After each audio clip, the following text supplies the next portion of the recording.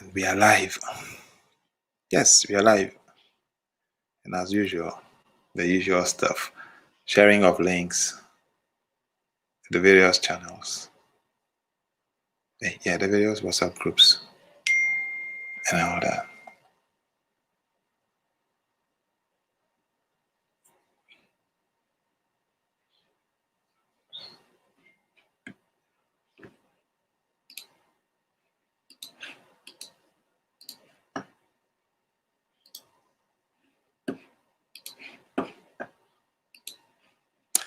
Hello guys, welcome to tonight's edition of live discussion. As you can see, the topic there is about photography contracts. Contracts.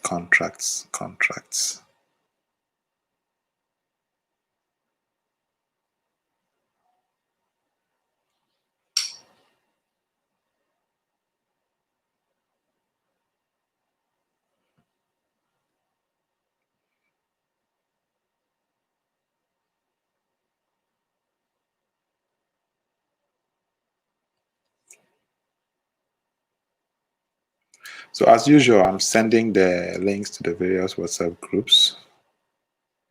Then we can proceed. If you have your questions, just ask them so we can.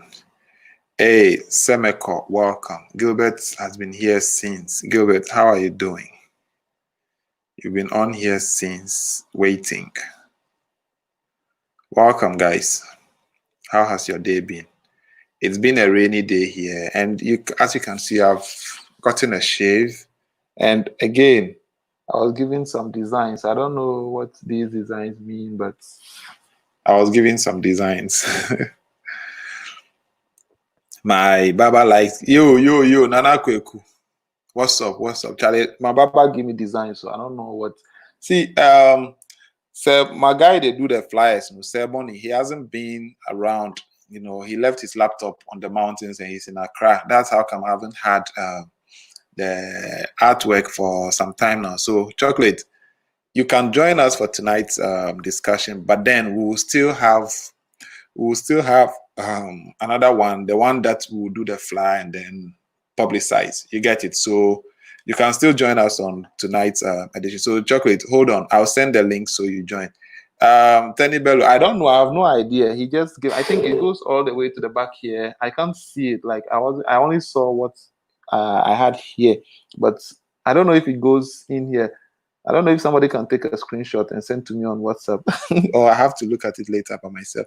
I don't know what design it is. Chocolate says it's called Blade. Is it because of the movie Blade or something? So Chocolate, hold on here. I'll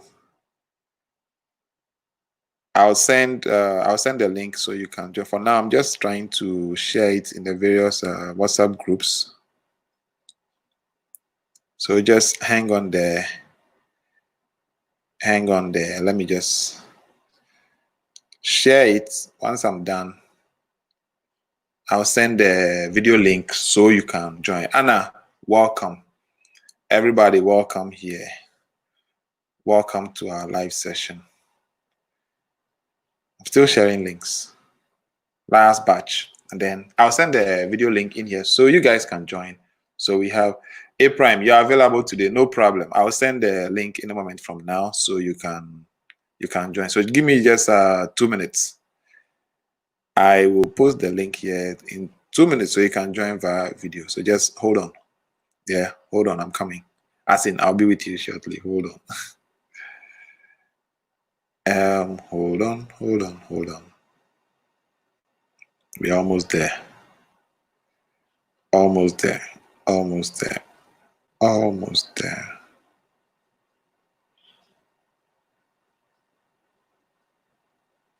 Almost there.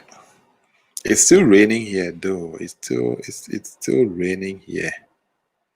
So I don't know where you are and if you're safe, but I believe wherever you are, you're safe. Because I'm also safe here. I went to the barber shop and I was at the barber shop, and when I left, the rain beat me. Can you imagine? The rain beat me on my bicycle.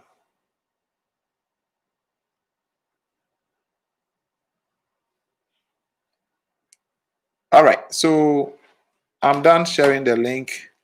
Let's go for a commercial break. Nah, we are not doing any commercial break here. Okay, so this is the video link. So Chocolate, you and A Prime, please tap on it and join me here as we wait for Catalyst.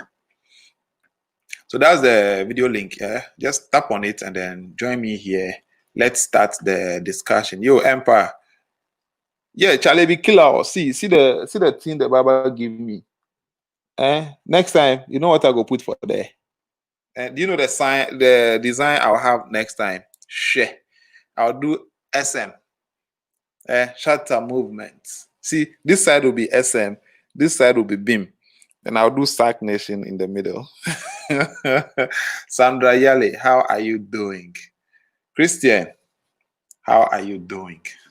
Yeah, Charlie, the rain beat me. I was on my bicycle coming from the barber shop, and the rain beat me, Ankasa. The rain beat me.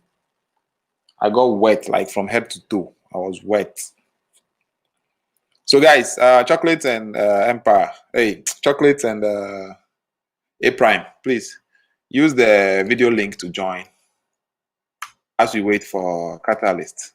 Tonight, we are discussing contracts when it comes to photography. Contracts. Should you have a contract? What are some of the things that you should not omit no matter what in your contracts? Should your contract cover your clients also? Or should it be just about you?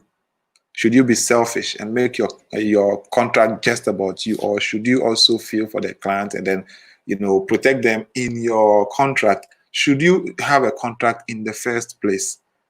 We'll be discussing all these things here, with guys who have been through this whole thing and they know everything about it. You get it? Okay, Sandra, I'll call you after tonight's live session. Yeah, I'll call you. Okay. So yes, we'll be discussing contracts. Do you need a contract? What should your contract entail? All these things we'll be discussing here. So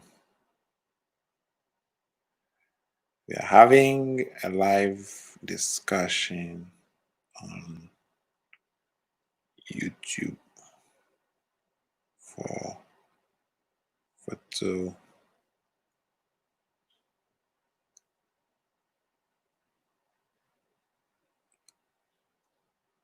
I did wrote up the goal roughly when I get home. So we do this. Okay, all right. So Chocolate, we'll be waiting for you once you get home. Just hit us up and we'll... A Prime, the link is ready. So where are you? You asked to join. So now the link is ready. Oh yeah, join and let's kill it.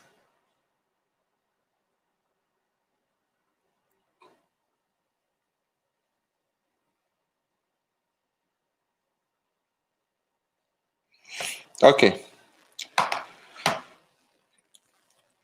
Yeah, Chocolate is always on the road, as busy as he is, he's always on the road. Big men, big men, they are always on the road. They are never at one place. It's we, the unemployed, that we are always at one place, The big men are never at one place.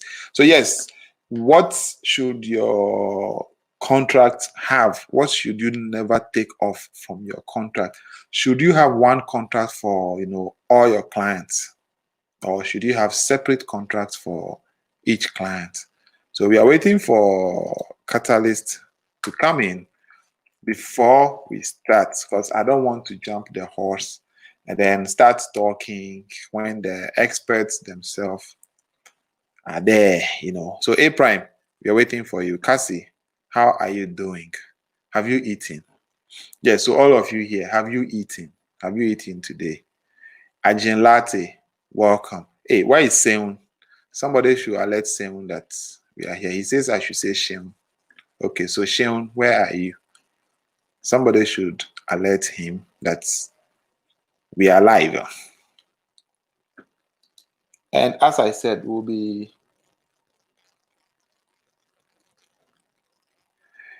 okay. So Catalyst is here. Let me add him on. I always forget to drop my headset. Today I did not bring the red cap because you guys will be accusing me that it's Alomo that's inside or Apeteshi. So I did not bring my red cap here. Catalyst, how are you doing, my brother? I'm still in bed. Wait, you're lying down. Wow. Yes. Guys, it's going to be a very, very dramatic session tonight. You see, the boss is lying down. See, very, very relaxed, like cozy. Wow. Wow. I've not Okay. really slept all night. Why? What were you doing, Catalyst? Well, I'm still thinking of how to make it in life. It's not easy. Some of Oh, us okay, we've okay. All right. always been active. Yeah, we've been active for a long time. So when we are not doing anything for quite a while, the world is coming to an end. So I'm going through that Okay, phase so in life. what's making you not do anything? Is it the lockdown or you're trying to adjust and fit into the system? Uh, no. It's not. It's not about the system. Right now, school is over, and one of us has to be around to take care of the kids till next week. So from next week, I will be free to start shooting and everything. But for now, Awesome, awesome, I love my family, so awesome, I awesome. have That's to right. So be with them. you heard it from the man. He's being daddy Shannon, your duties network from is now. very bad today. It rained since afternoon, so I may have to restart my router somewhere in the middle. But let's get you started. Once you start, then I can take off, go restart my router. And our problem here, it's been raining since afternoon, so MTN has a perfect excuse, even though the network is already bad. So they are going to use that as an excuse to misbehave. So, Seun, if you can join, so I have you and Catalyst here, then I can go restart my router and then join again in about 60 seconds. Hey, Akosia, how are you doing? Akosia, you've not been asking questions now. I don't know why. Maybe we always explain things to your understanding, so you don't ask questions. But today we need questions. We need you guys to push us to talk more.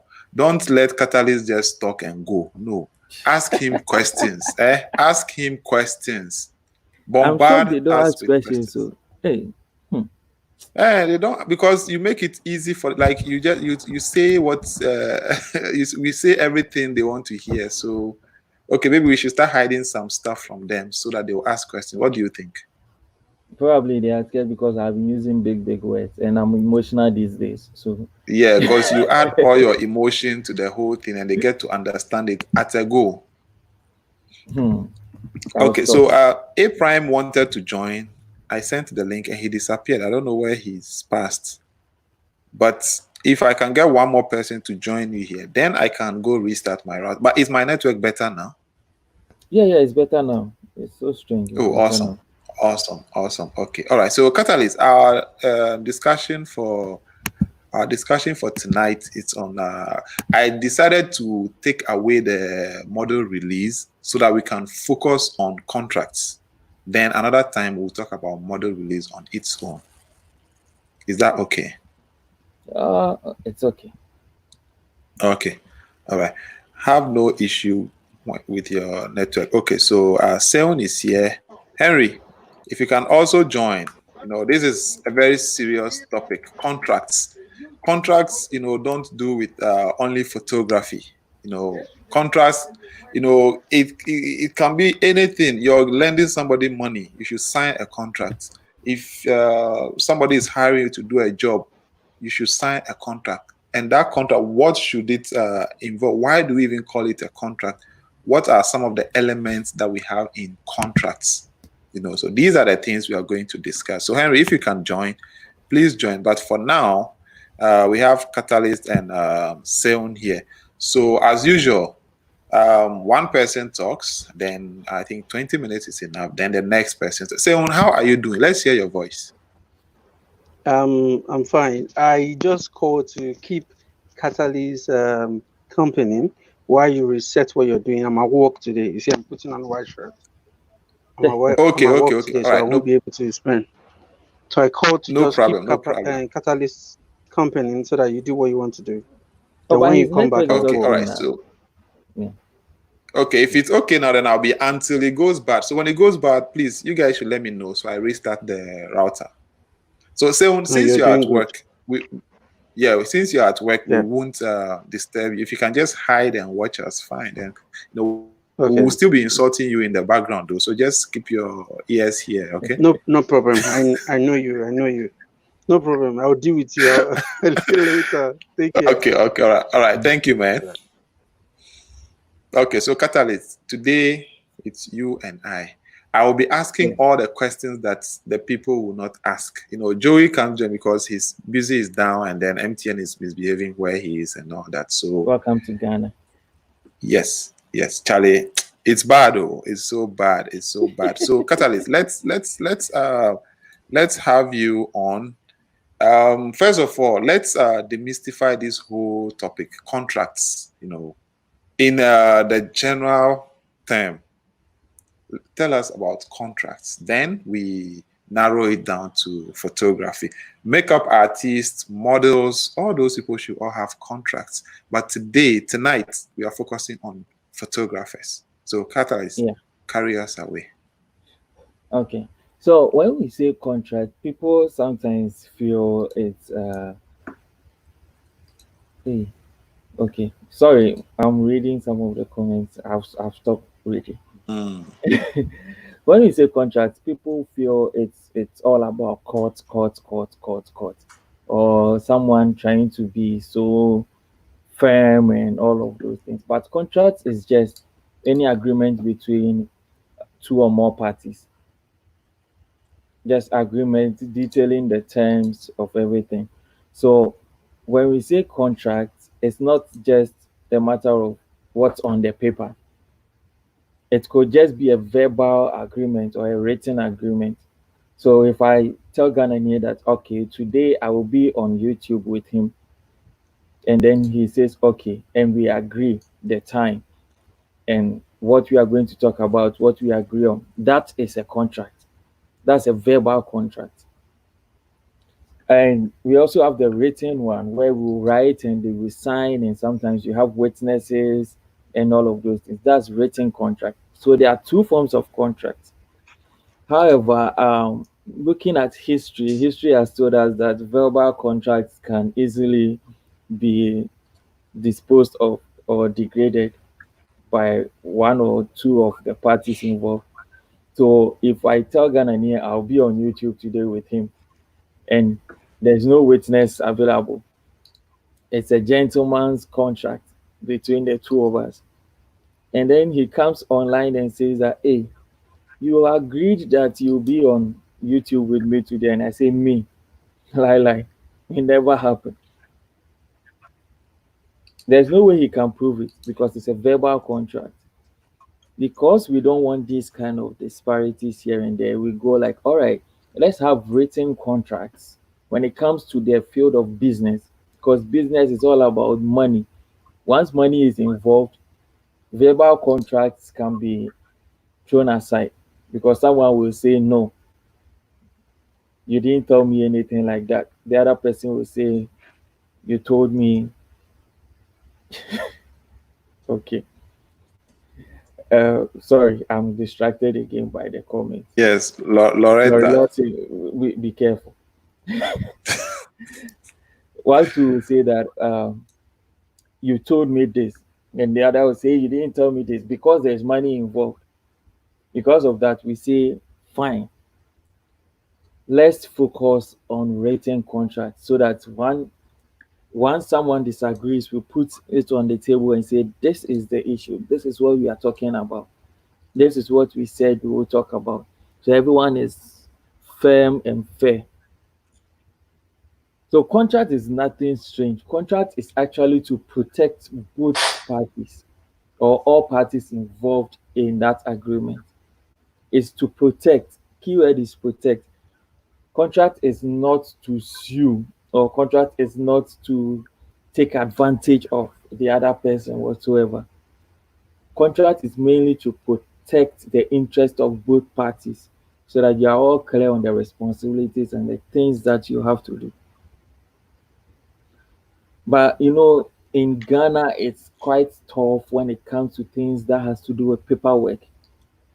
Once someone says sign the contract, you feel the person wants to take advantage of you. It might be true, but the whole idea of contract is to protect both parties. However, you have to be careful of the fine print. What are the things written in there? That's why most people, when you give them contracts to sign, they don't sign immediately. They tell you, can I give it to my lawyers to go through it? Because there are certain words that are used in contracts that are so dangerous. For instance, if I tell Ghanaian, I write it down and I say, Catalyst may be available for a YouTube discussion on Wednesday, and we sign. If I'm not available on that day, you can't do anything to me, because the word may legally can mean I will be there or I will not be there. Now, if we write that Catalyst shall be available on Wednesday for a YouTube discussion, it means I must be there on Wednesday. So these are some of the fine print that if we look at it on the surface level, I mean, it's no big deal, but on the legal level, it means a lot. So these are some of the basic understandings of contracts. The contract is to protect both parties and everyone's interest in that project. The next thing we'll do is to go deep into understanding what goes into a contract. Last time I gave a hint about what goes into a contract. Today I will say it again. The first thing that goes into a contract is the definition of the parties involved. Who are those involved in the negotiation? If it's just me and Michael, I write it there. The parties involved in the contract is Michael this, and Ishmael this, so that we are clear on the people who are involved in the contract, so that Michael's wife will not wake up one morning and say that, hey, you didn't honor the contract. Then I'll ask her, what contract? I don't have a contract with you. I have a contract with Michael. In photography, let me bring it to photography so that we understand it a bit more. If I go and shoot an event with Ghanaian, and at the end of the day, Ghanaian doesn't deliver the pictures to the client, the client cannot call me and say, hey, you guys came to shoot my event. Where are my pictures? I will tell the client, I have no business with you. My agreement was with Ghanaian to go help him shoot the event. That's it. You have no right to contact me. In the same way, if Ghanaian is shooting a model in his studio, and then I happen to show up there, and I assist Ghanaian, I take his pictures for him and all of that. The model cannot go on Instagram, find my handle, and say, please, where are my pictures? I have no agreement with the model. So these are some of the basic things that we need to understand when it comes to contracts. There are verbal contracts and there are written contracts. However, legal emphasis is based more on written contracts, because when it comes to verbal contracts and there is no witness to it, it's difficult to prove. So I'm going to show something right now. Then, if that's possible. Yes, So once you enable, I'll accept it here. I hope I can enable it these days. life is so difficult for all of us. Okay, so guys, welcome everybody here. If you just joined, we are discussing photography contracts. You might not be a photographer or do anything relating to photography, but contracts in general are very, very necessary. So if you're here and this is your first time, don't forget to subscribe, hit the bell, and share this on your status on WhatsApp, Instagram, Facebook, anywhere you can. And let me see how many we have. About 10 people here. I can't mention your name unless. So if you're here, most of you just come, you hide in the background. Please type something. Say, greet people, welcome people, or ask questions and all that. Catalyst, let's continue. Yeah. Okay. And please, if you are here and then you want to ask a question, anything, feel free. All right. Okay, so before you continue, Vinny says, let me project it here. He says, do texts count as verbal contracts? Screenshots can be used as evidence, right? Well, Vinny, let me add a bit. Text actually count as written contracts, not even verbal contracts. Verbal contracts are specifically for word of mouth. Let me let me say it that way. Once it's written, even if it's typed, it's written. When the parties agree in a WhatsApp chat, or they agree through SMS, they agree through maybe Facebook Messenger, those are all written contracts.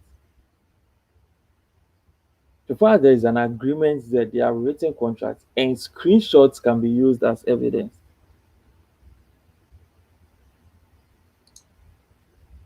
Okay, so that has been answered. I think there is one more question here.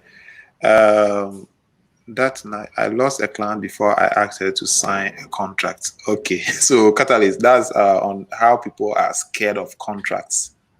Okay, it says what I lost a client because I asked her to sign a contract. Yeah. How about that? Yeah. Well, okay, so that's fine. So Catalyst, please go on. Please go on. Yeah, let me clarify that. I think that's actually a good submission. One thing that I do, because I said I have lived in Ghana my whole life. One thing I realize is we are scared. Our culture doesn't enhance things like going to court and contracts and all of those things. So in order to let someone sign a contract, you need to convince them that it's for their own protection. There were times where I would go, most of the weddings that we used to shoot, I would go with Loretta, and then I would explain to the client that these are the fine details and they are to protect you, so that if I go against what we've agreed in the contract, you have every right to take me on. That's the important thing. You need to explain to the clients the purpose of them signing the contract, because they feel like once they are signing a contract, it means you are trying to push something in there that is going to make them uncomfortable. So you tell them that, okay, we've agreed all of these things. I want to put it in a contract form so that you have a copy. So that if I don't deliver these things that we've agreed on, you can take me on. So it's for your protection, not really for my protection, but your protection. So that at the end of the day, you can take me on. And trust you me, you can ask her. Every single client of ours signed that contract because they were happy. They were like, now we have a contract that if you don't deliver, we'll take you on. So those are some of the things you need to explain. You don't just throw the contract at the client and then say that, oh, it's cool. You have to sign the contract before we start the job. No. You let them understand that it's for their protection and not you. So that's just to clarify. Don't just throw contracts around just like that. For me, contracts mostly is the last thing that you give to a client. I even allow the clients to pay forward their deposit and everything before you throw in the contract for them. So That's then a just nice to clarify, yeah. If you look at the screen that I've shared right now, that's an example of a model release. Now, Okay. if you look on the left hand side, you see the name of the model, you see the name, the phone number, the email, the address, and then the signature of the model. Now, if you look on the right hand side, see the first one, model release.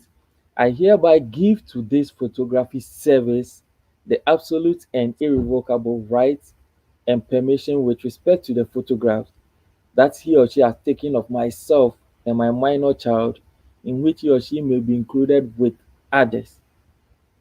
A. To copyright the same in the photographer's name or any other name that he or she may select. To use, reuse, publish, and republish the same. You understand that? One, the person is giving you the irrevocable right. Now, these words are key words: absolute right, irrevocable right. Now, let me explain into detail so that you understand certain things. Absolute right means that I'm giving you 100% right Hmm. to use the image. When the person gives you a limited right, then they are giving you limited usage. Maybe you can just use a picture of me alone, not my minor child. You can use a picture of maybe just my minor child. You can use a picture of me.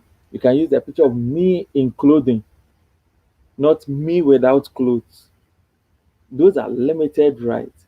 Now, when it comes to irrevocable or revocable right, it means that irrevocable means they are giving you the right from perpetuity forever. Revocable means that if they feel you are doing something which is contrary to what we agreed, I can pull back the rights that I gave you. So you see some of the words that we can use in our contracts Mm-hmm. just to Mm-hmm. protect ourselves as a business and protect the clients also. If the best way is to let your client give you an absolute or and irrevocable right. You understand? That's the best way. Yeah. If you don't get that, then try as much as possible to push the limits to which you can use those images.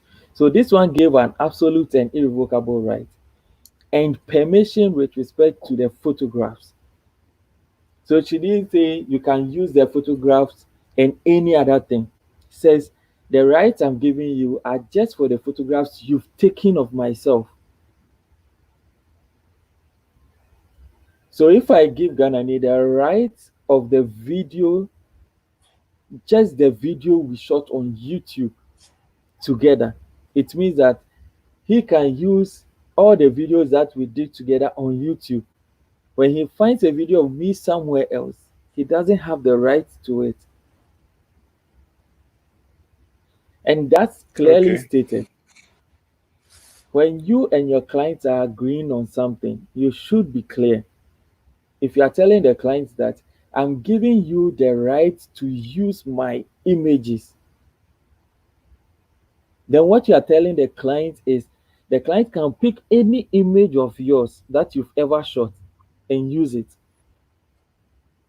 But if you tell the client, I'm giving you the right to use the images I took of you,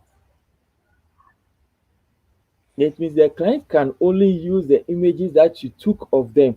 So you realize this are firm. You have to be very clear on the words. Words are really important.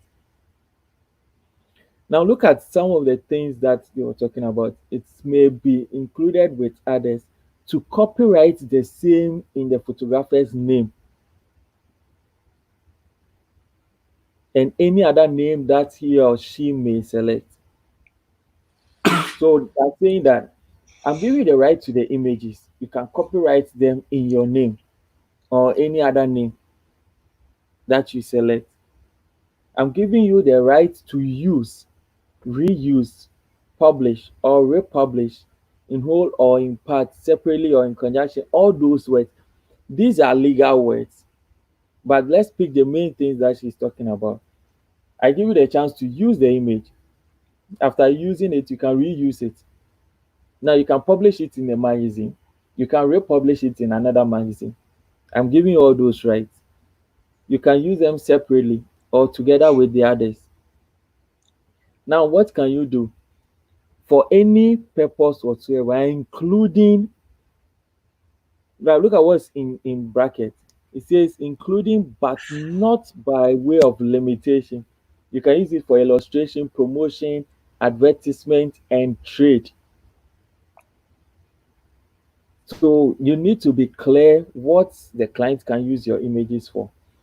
This is why I explained that. There was a time I met a photographer, and then the photographer had an issue with a wedding client. In their contract, he stated clearly what the client can use the images for: personal use, for illustrations, promotions, but not commercial use.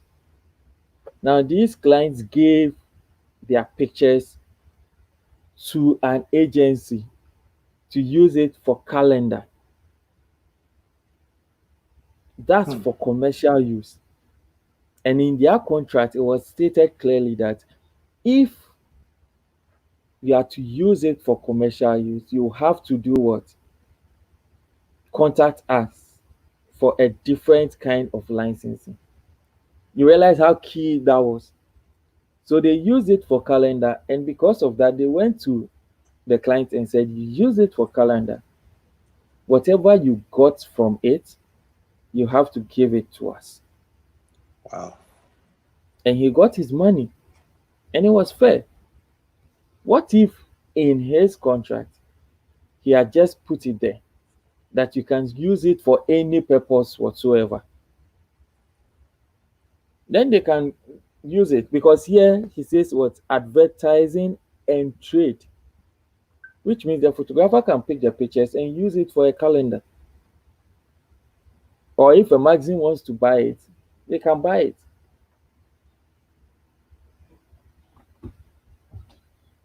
Now look at B, the liability. This is Okay, one of the just before yeah. you move to liability, somebody is Okay. saying verbal contract, if recorded, is also accepted, right?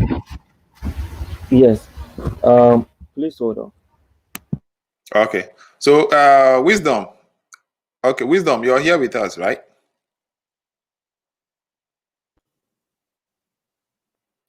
Yeah, I'm here.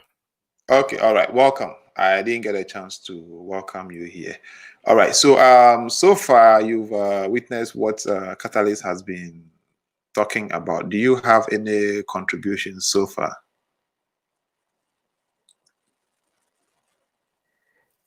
Yeah, I mean, so far, like Catalyst is doing a great job. Okay. Mm. Maybe somewhere along the line, I'll chip in and add a thing or two. Okay. Okay. All right. Yeah, but at this point, I think he's doing a great job. So let's just allow Catalyst to, to deliver his points, and then later on, maybe I can chip in. Okay. All right. So for now, we have one question from someone. He's asking, in the beginning, Catalyst spoke about the types of contracts. Now there is verbal, which is not, let's say, in a text form or written form. So if two people have a verbal agreement without any witness, one person can just decide to brown and then say, well, you have no evidence that I committed to this agreement. Now somebody is asking, if it's a verbal contract and it's recorded, let's say audio or video is captured on tape, should that also be accepted as a contract? What do you think about that?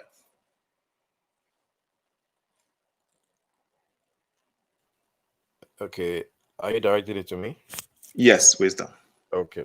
So my only opinion on that is, when it comes to verbal contracts, and before I say anything, I mean, I'd like to state clearly that one, I'm not a lawyer.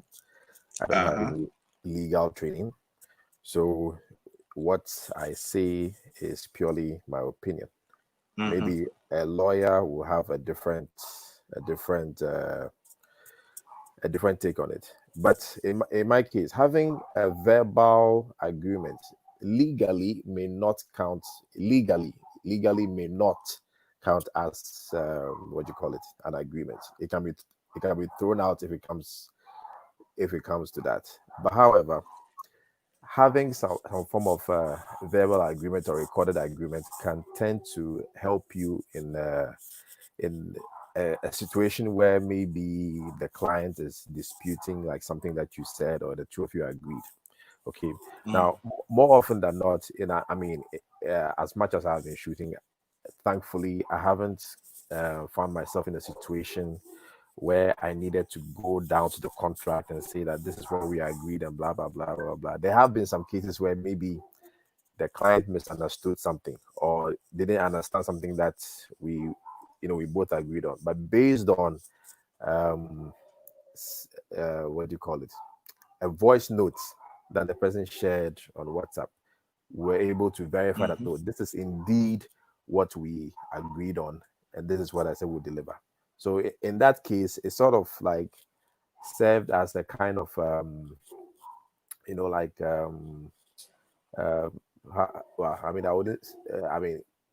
a kind of like agreed upon like contract per se.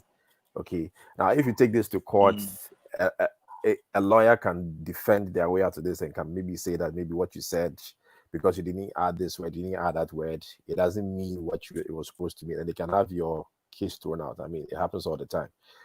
You understand? So it's always a good idea to have a well-written contract with the clauses well jotted down and all the terms and the conditions and the clauses well laid out, so that in case, I mean, now this is worst case scenario. It may not have happened yet, it may not happen, but in case it happens, you can be well protected. Okay. All right, that's well explained. So we have Catalyst back. So Catalyst, you can tackle this question, then right after that you continue with your presentation. Well, I like what Wisdom said, and then I think I'll reiterate the same thing. I'm not a lawyer. I'm just an unemployed, inactive photographer. So what I also say is my opinion and understanding, and it's also based on a specific jurisdiction. It might not apply. Now, one thing I've learned in the legal field is that verbal contracts are hard to defend in court. Exactly. Also, even recorded verbal contracts are a bit hard to defend in the sense that you need to let the person understand that you are recording them. Legally, you have to tell them, I am recording this conversation. If not, it's a bit difficult to admit in court. But if you feel you have any particular issue with how the conversation is going, please, right after the discussion, even if it's a text message, you just say that as discussed during our conversation, this and this and this and this and this is what we agreed on doing.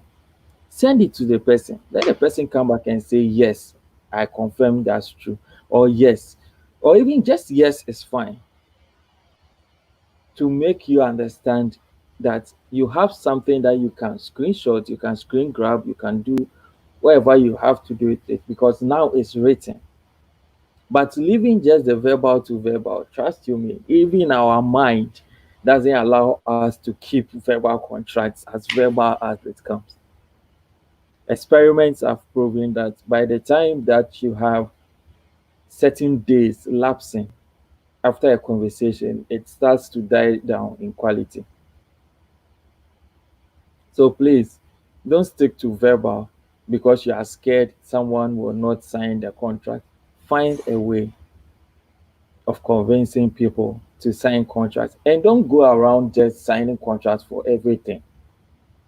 Someone says, Charlie, I'm coming to your studio to come and shoot something. Then you go print out some 4 pages, 5 pages for 3 pictures that the person or a headshot the person is coming to take. No, please make it as easy and as friendly as possible. Someone is asking something. Catalyst, if it is cool with you, I would suggest and request you share a sample of photography contract for some of us to look at it and draw ours also.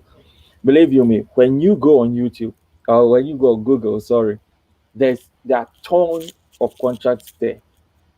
A whole lot of contracts. Unfortunately, when I used to draw my contract, I used to draw it specifically based on the person I was dealing with because I like to draw it right from the scratch.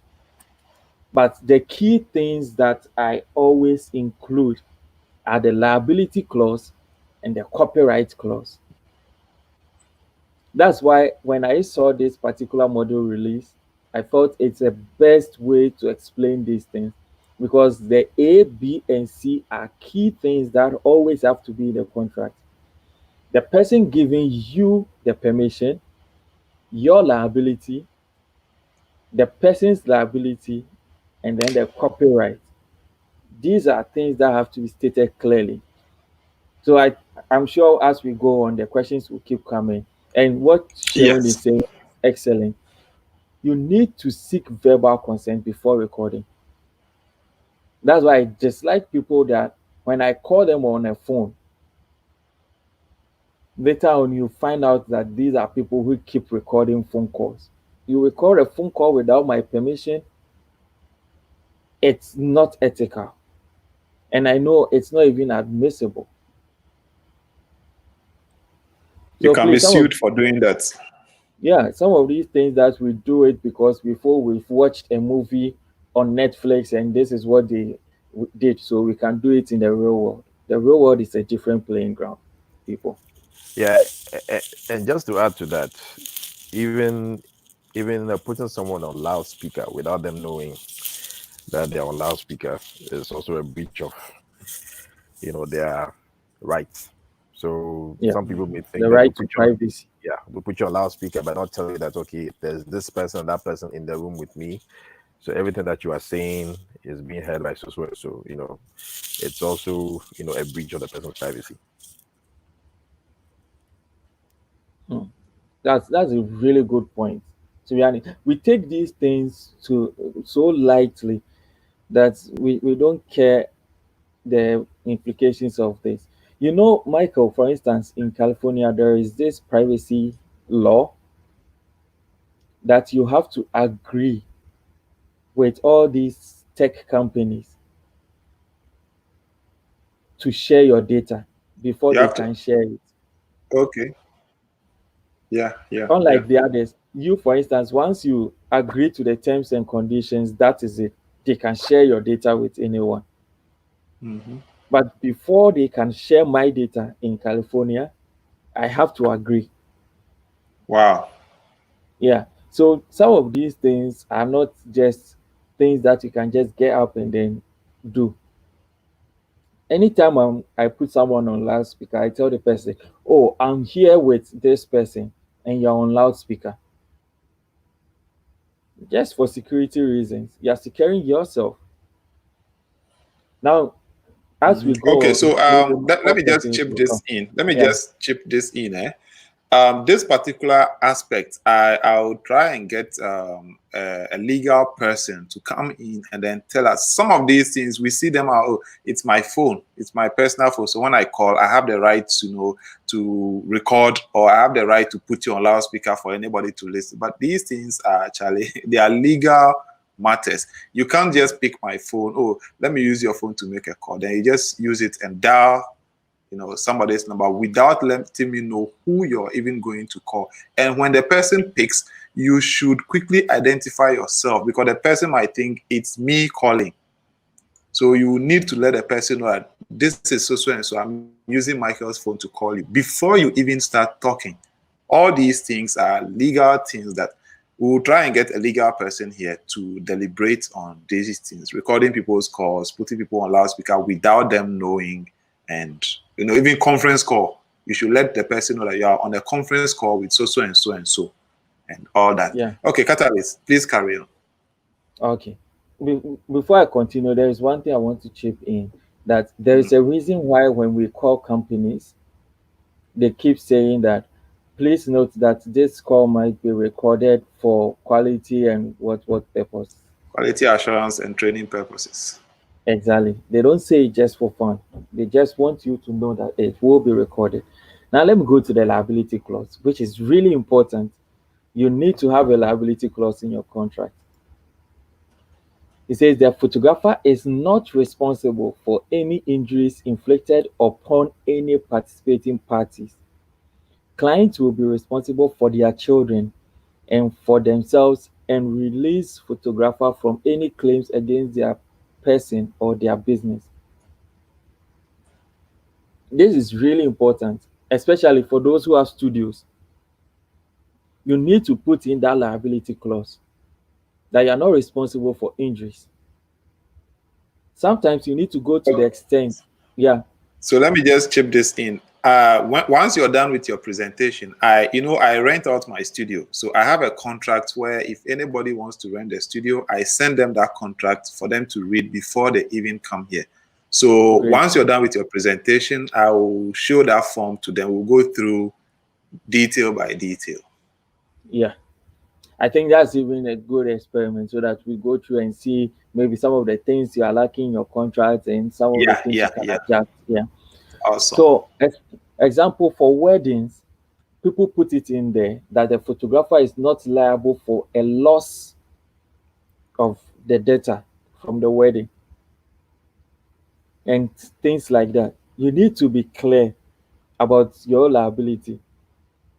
If you don't show up, you can put it there that if you don't show up on the day of the shoot, the photographer is liable for all compensations agreed upon and will have to refund or deposit. Things like that. You have to put them in there. And that's what I call the safety measures. So put the client's liability there, put the photographer's liability there. You are not liable for any act of God that happens on that day. Maybe it's an outdoor shoot. You are not liable if it rains and the shoot does not occur. However, you guys can agree on another date for the shoot. Be clear on these things. As I said, contracts are there to protect you and to protect the client. So liability clauses are very important. I always make sure I read that. Anytime I get a contract, those are the first places I read, liability clauses.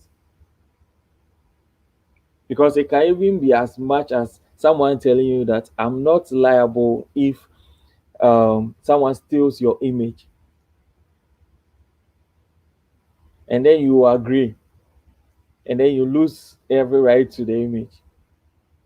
Now let's look at copyright and penalty. I think that will answer someone's question on intellectual property.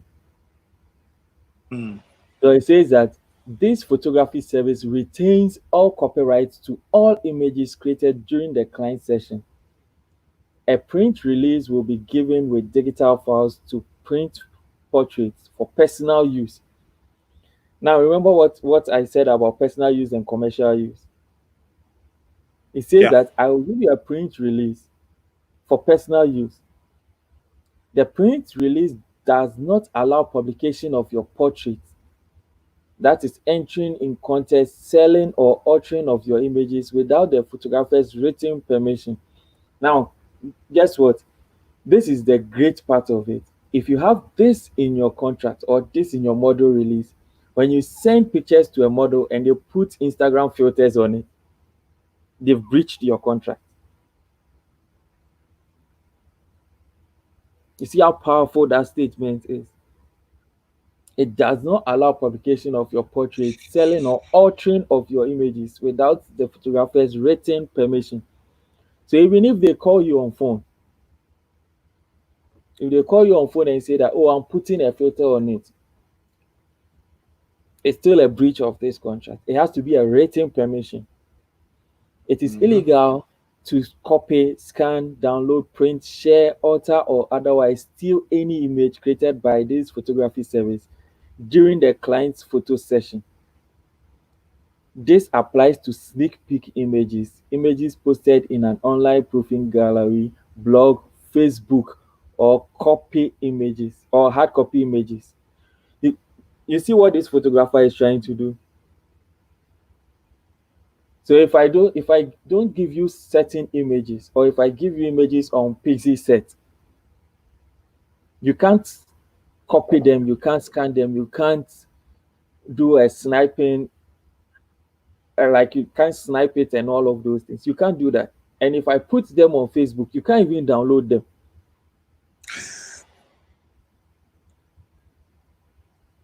Because there are times where Wow. you put certain image on your page, and then the model says that, hey, I didn't get this image. Oh. Then they download it or screen grab it and go post it on their Instagram.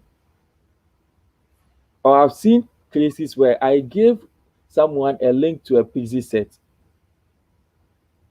and then they went on Pixieset, did a snap shot of that image, which had preview in it, and posted it on Instagram. Wow. That takes So some imagine- balls. Exactly. If I have these things right in front of me, you break it. If you can remove the topic thing from there. Okay, hold on 1 second. Let me just hide it. All right, so we are good. Now this is the next one. This is where the penalty side comes in. If client steals images via any method listed above or any other method, the client will be invoiced for the cost of each digital image client has stolen at photographer's current price per digital file.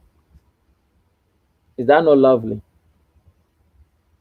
That is very, very lovely. So you see how simple this is. It's so simple it can even go on the phone. But look at the details in there. It has so much details that if someone reads this thing, they get to respect your business. And this is just a model release. I know there are other things like wedding contracts and all those things. So guys, that's just a sneak peek into what some of these contracts show up. Maybe Okay. Wisdom has something to add, and then we'll have to Okay, go so to let me your just contract and see. Yeah. yes, let me take you guys to my studio rental thing. Let me share my screen so I Okay. What I'll can do show is you guys. I'll post a link to that form. Okay. It's So it's the online, studio- right? Yeah, it's online. So Okay, I'll so post- you can just send it in the private chat. So I'll add it to the description of this video, so they can download it from. They can just pick it from there, or you can post it in the chat. But then for Yeah, those who will be watching later, so send it to me. So I'll add it to the description so that when they watch later, they can just tap on it and it will take them to that site. yeah, I'll do so. Okay, so yes, so they are all asking for the form, the soft copy, and all that. So yes, a link will do. So for now, as Catalyst is creating the link for that one. Now you guys know I rent out my studio space. Let me know if it's big enough or I have to increase the size of my screen. Can you guys see well, or do I blow it up?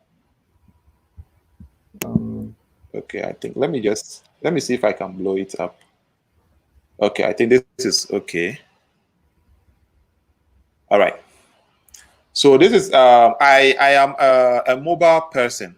So okay, is it okay now? Can you guys see? I'm a mobile person, so I prefer using Google services for my forms and everything because I can start working on my phone. Then I move to my laptop, my iPad, and all that, and I can work on these things from anywhere I am once I have internet. So I'm not limited to having it on my laptop. So if I'm in town and I don't have my laptop, I was asking a couple of guys this question some days ago in the WhatsApp groups that, okay, how many of you have model release? Most of them said they have. And I asked, how do you let people sign? They're like, oh, some say they have 100 prints that they carry with them all the time. And I'm like, okay, so you sign one, your client, the model signs one, and then what happens? We give one to the model, you also take yours. What if rain beats you from that place, that day where you went to shoot? Today, the rain beat me from the barbering shop. So what if something like that happens, and or anything happens and you lose those signed contracts? What happens? Will you go back to the model and tell them to bring theirs, so you photocopy, or you let them sign another one? So I was explaining to them that you can do it online. So with this, I just send you a link. You read, go through, and there are elements there that are binding. Once you click on those things, it's the same as you appending your signature. You get it? So this is my studio rental form. So once you tell me you want to book my studio, we agree on everything. I just send it to you. Then you go in there. See, at the top here, we have the basic information over here, the rates and everything. Then your full name, email, organization, phone. I need to know all these things, the date and time. People don't follow date and time, so I want it there so that if you book for 2 o'clock and you come at 3, you know that your money has she. The estimated duration, I put the estimated because sometimes we think, oh, the shoot will be for 1 hour, it goes to 2 hours, so it's just an estimate. Then the purpose of the shoot, it's not because I want to be nosy, but I just need to know if you're doing a nude shoot, then I know what to provide for you. If you're doing headshots, I know the kind of setup you need. If based on what you're using the place for, I will know the kind of setup to leave there before you even come. You get it? So that's not like me trying to find out what you're coming to do and all that. Now, this is where the legal, or do I say the whole thing happens. So here I have it that what primary renter must be 18 years of age or older. That's clear. So no minor will come and rent my studio. Now note, I'm not saying that the people coming in should be 18 and above, because I am not doing business with the people coming in. I'm doing business with the renter. So just note it. Now, all reservations are subject to current space availability, so that if the place is full and you say you're renting and I tell you there is no, some people have rented, you won't tell me I'm racist or I just don't like your matter. That's why I'm not renting to you. The renter assumes liability for all participants associated with their reservation. So if Catalyst rents my studio and he's coming with 10 people, all those 10 people are under Catalyst reliability. They are not my liability. If anything happens to them whilst they are in my studio, Catalyst will be responsible, not me, the person in charge of the studio. Smoking anywhere in or around the studio is not permitted, yes. Renter is responsible for anyone in the studio during their rental period, because when you rent my studio, once your session starts, I live there for you. So I don't know what's happening there. So if you come with other people, whatever happens to them or happens to the studio at that moment, Charlie, you are responsible for that. In the event that the renter's employees, contractors, assistants, or students damage any equipment or the studio, the renter agrees to pay for any necessary repairs. That's self-explanatory. And then please report any damage immediately to the owner. Seller has had these problems where people come in, they mess up his equipment and they don't report it. They just, they pack themselves and then they leave. Then he comes to find out that this thing has been destroyed. Then he's not able to tell who damaged it. All damage, loss, or repair will be deducted from the deposit and billed accordingly, which means what? Damages are payable. If you damage something, you're responsible for. So if you break a softbox or a stand or a light force and the bulb damages, you are going to pay for the repair or you're going to buy another one. It is the renter's responsibility to make sure the space is left in the same condition it was found. So people are used to going to places, people's homes, and then just litter the place and then leave. This is to you. You make sure how the place was neat before you came in. When you're leaving, it should be neat like that. No. Okay. Any damage to the studio by renter or one of the renter's participants is the responsibility of the renter and will result in additional charges. So there is this binding here that says what? I agree, I disagree. Now, you see, there's no submit over here. So whatever you click here will determine the next action. So if you don't agree, the form doesn't submit. So you have no business here. You go back home. But if you agree, the form submits and it sends a copy to you, the renter, and then a copy to me, the owner. So we both have one copy each. So that it's the same as you coming to my studio, me giving you 2 sheets of paper, the same thing. You sign on one, give it to me, I sign. Then the next one, I give you the other one, you sign. You get it? So with this one, it sends it straight to your email address. So no need, anywhere you are, you can pull it up and then, show it up that, oh, this is my evidence or anything like that. You get it? So I prefer dealing with smart processes. I don't do hard copy and those things. My passport, my driver's license, all my IDs, I have soft copies of them. One time, police stopped me. I was driving a friend's car. They stopped me. They said, "Where is your license?" I pulled my phone, went to Google Drive, and I showed them. And the guy was like, "Nonsense. What are you trying to tell me?" I'm like, "Chief, I had a problem with this, so I kept it here." So he looked at it. Then, even though he wanted to belong, he saw it. He realized it was real and all that. He let me go. I'm not saying go and do the same thing, but that should tell you how I love keeping stuff. So let's say right now something happens, and I ask this question. Okay, you go to the mall with your camera. You don't have your model release or agreements forms with you. You meet, let's say, Catalyst just came back from US with some nice, fine model. You meet them at the mall, and that's the only chance you can have at that model. She's well dressed and all that. You need to take some quick portraits there that can fetch you some, good revenue. Will you tell the model, oh, hold on, let me go home, pick the form and come back for you to sign before we shoot or something like that? No, you already have it online. You just pull your phone, just push the link to her. She reads it, everything. And that person traveled all the way here. Do you want her to keep paper with her and then send back? No. This goes straight into her email. Anywhere she is, she can access it anytime. And then so I will encourage you guys. This is from Google Forms. So if you look in the address bar, it's docs.google. Google has the whole Office suite, Excel, Word, and all those things. Google has all that in the cloud, and they all come with your Google address. So make use of all these things. My model release also, I don't know if I should show that also to you guys. That's also in this same kind of form. So I keep everything. We go through this. Okay. All right. Let me zoom in. So yeah. All right, Catalyst. So just look at it with your legal eyes. That I want. Hey, I have no legal eyes. Please, can we make that clear? I'm not a lawyer.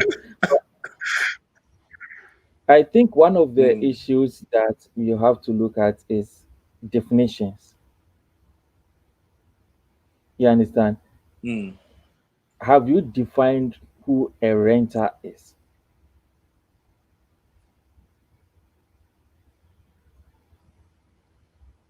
So when we go so I think, yes, that's the first mistake. That hasn't been defined. No, It's not been defined. Yeah. So it's not really to say a renter is this, that. I think you've done it up. And I just want to be clear. Go up. Okay, let me go from the beginning. Yeah. No, it's not the. So keep going down, and then I'll show you something. Keep going down. You can't scroll? I'm scrolling. Oh, okay. Exactly. It's not been so defined. Renter has not been defined. Go up and then you make the change at the name of the person. Okay, so the name should be into bracket renter, all right? Exactly. Full name into bracket renter. So All right. bracket, So guys, you you see, bracket, I'm then doing you this put right here with internet. I can do it on my phone, on my iPad. no. So put I'm parentheses just in the explaining to renter. them how easy it is to work with the forms. You see the parentheses thing. You have to put it Which one in is there for the parenthesis? renter. You see, there's Is a it the comma, and quote? on top of the comma there is quote. Yeah. So this is it, right? Okay. Yeah. Now come down. Hmm. I love this form. It's really good.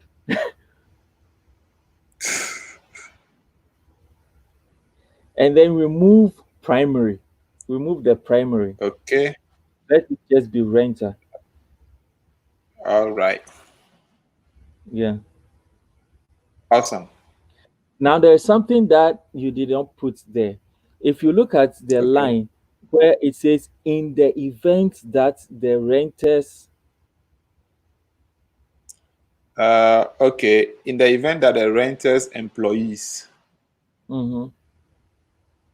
contractors, assistants, or students damage any equipment or the studio.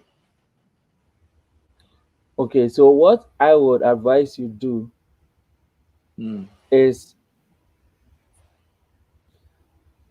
bring in the event that the renters clients instead of Mhm. contractor. So the contractor should be changed to clients. Yeah, and that should come first.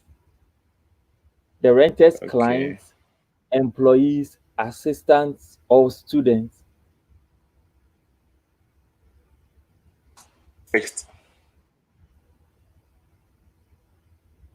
And then it says student damage any equipment or the studio.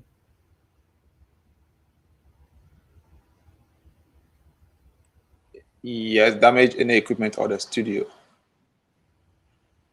Any equipment doesn't include DS. Okay, so any equipment. Okay, so I think here we should change to any equipment belonging or something. What do you suggest we put there? So Okay, guys, so I we are think we doing should this put, together with you guys around, so you can send in your comments and all that, because we are doing exactly. this all together. Yeah. So Okay, Catalyst, Africa, continue. the renter agrees to in the event that the assistant student damage any equipment belonging to the studio. Okay, any equipment belonging to the studio. The renter agrees to pay for any necessary repairs. Belonging to the studio, or it might look Should very I? long, but it's just legal stuff. No, so go to all students damage the studio or any equipment belonging to the studio. Damage the studio. Okay, the Yeah. studio or any equipment belonging to the studio. Exactly. Yeah. Okay. The renter agrees And to then, pay okay, let for me see. all, the renter agrees to pay for all necessary repairs, or not any, or Agrees to pay for all necessary repairs. yeah.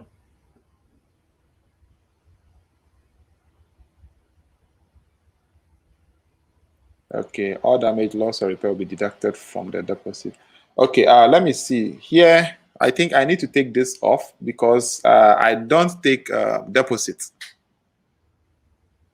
So they just pay for what the hours they need. If in the event where they go beyond, then they top up. So I think this won't be necessary.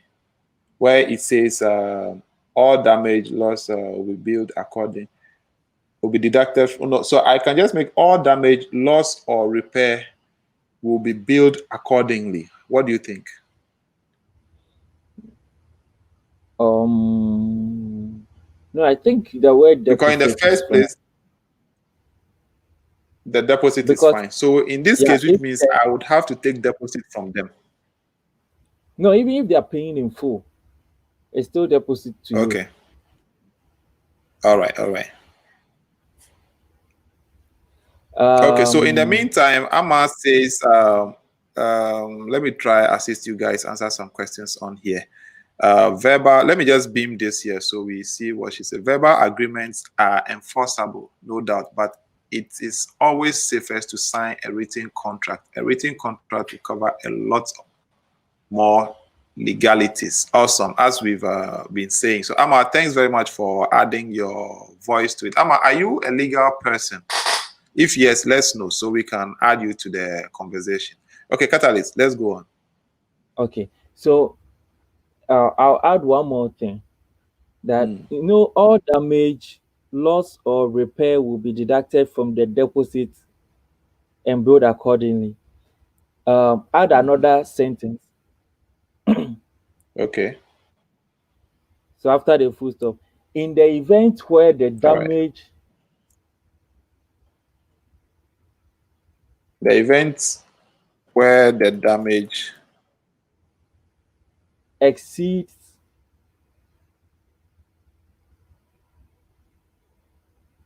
the deposit, comma, the renter will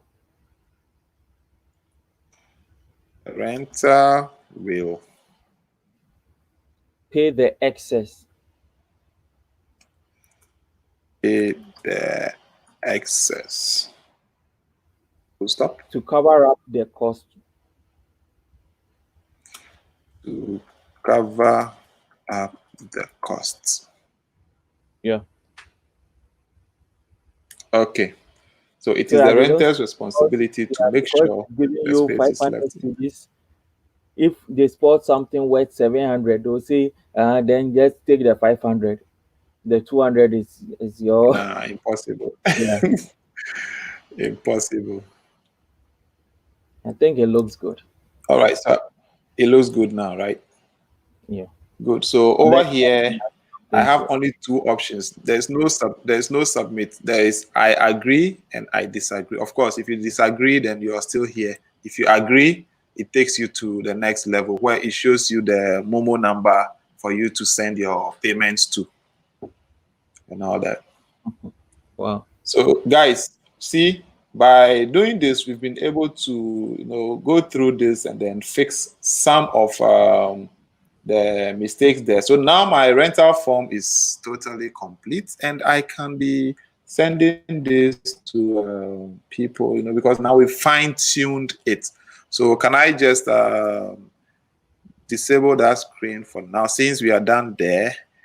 Let me see. Okay, Catalyst. So should we continue sharing yours or you're okay? Wisdom has been quiet for a while. What's happening? Yes, Wisdom. He spoke when you went out momentarily. He said he loved everything you were doing and would want to listen. And then when you're done, he might chip in some stuff. Oh, okay. So, okay, all right. He sent a message in the private chat. He said he has to finish some work and submit to some clients. So yes. I just got that message now. So, all right, Wisdom, thank you very much for being part of it. Amma was saying, a couple of things that had to do legal. Okay, so she's contributing here in the chat. So let me beam it here. Yes, text messages that contain what the parties have agreed upon may be enforced.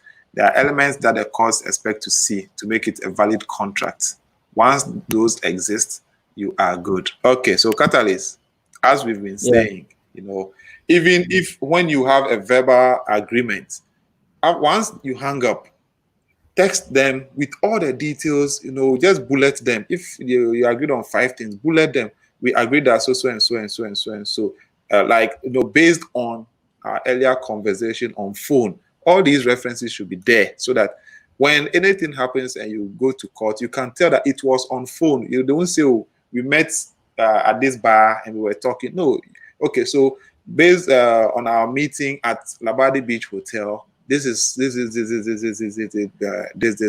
and that. You get it. So, all right. And then Amma says a signature signifies consent to be bound. Without it, your written agreement is just a mere agreement in your hands. Okay, so Amma, with what we just showed, the online versions, you know, if you have a statement there that says that what, let's look at it in this way. With this particular studio form, let's say if you say you're booking for the studio and I send this to you, if you don't agree, there's no way you're even coming to my studio, right? So once you agree, that's when it asks you to make payments, advance payment to a certain, that's why I left that part in the second form. So that if you haven't agreed, you are not even given the chance to pay. So now it stays in there that once you have made the deposit, it means what? You have agreed to the terms in the form there. So that also signifies that what you have appended your signature, your digital signature, of course. Does that hold, or does it make sense? Digital signatures hold. I don't know if Amma has okay. So opinion on that. Okay, in my wedding contract is also online. So I send it to them. And for that one, I have stated it there that please note that making the initial deposit is an acknowledgement of your acceptance of this agreement. Makes sense. You get it? So that I don't have to be chasing you for you to sign papers and order. I want everything to be as simple as possible. So I send it to you. You read it, you're okay. Then now you ask me, how do I pay? Your bank account or however you check, anything, however you want to pay. Then we discuss that afterwards.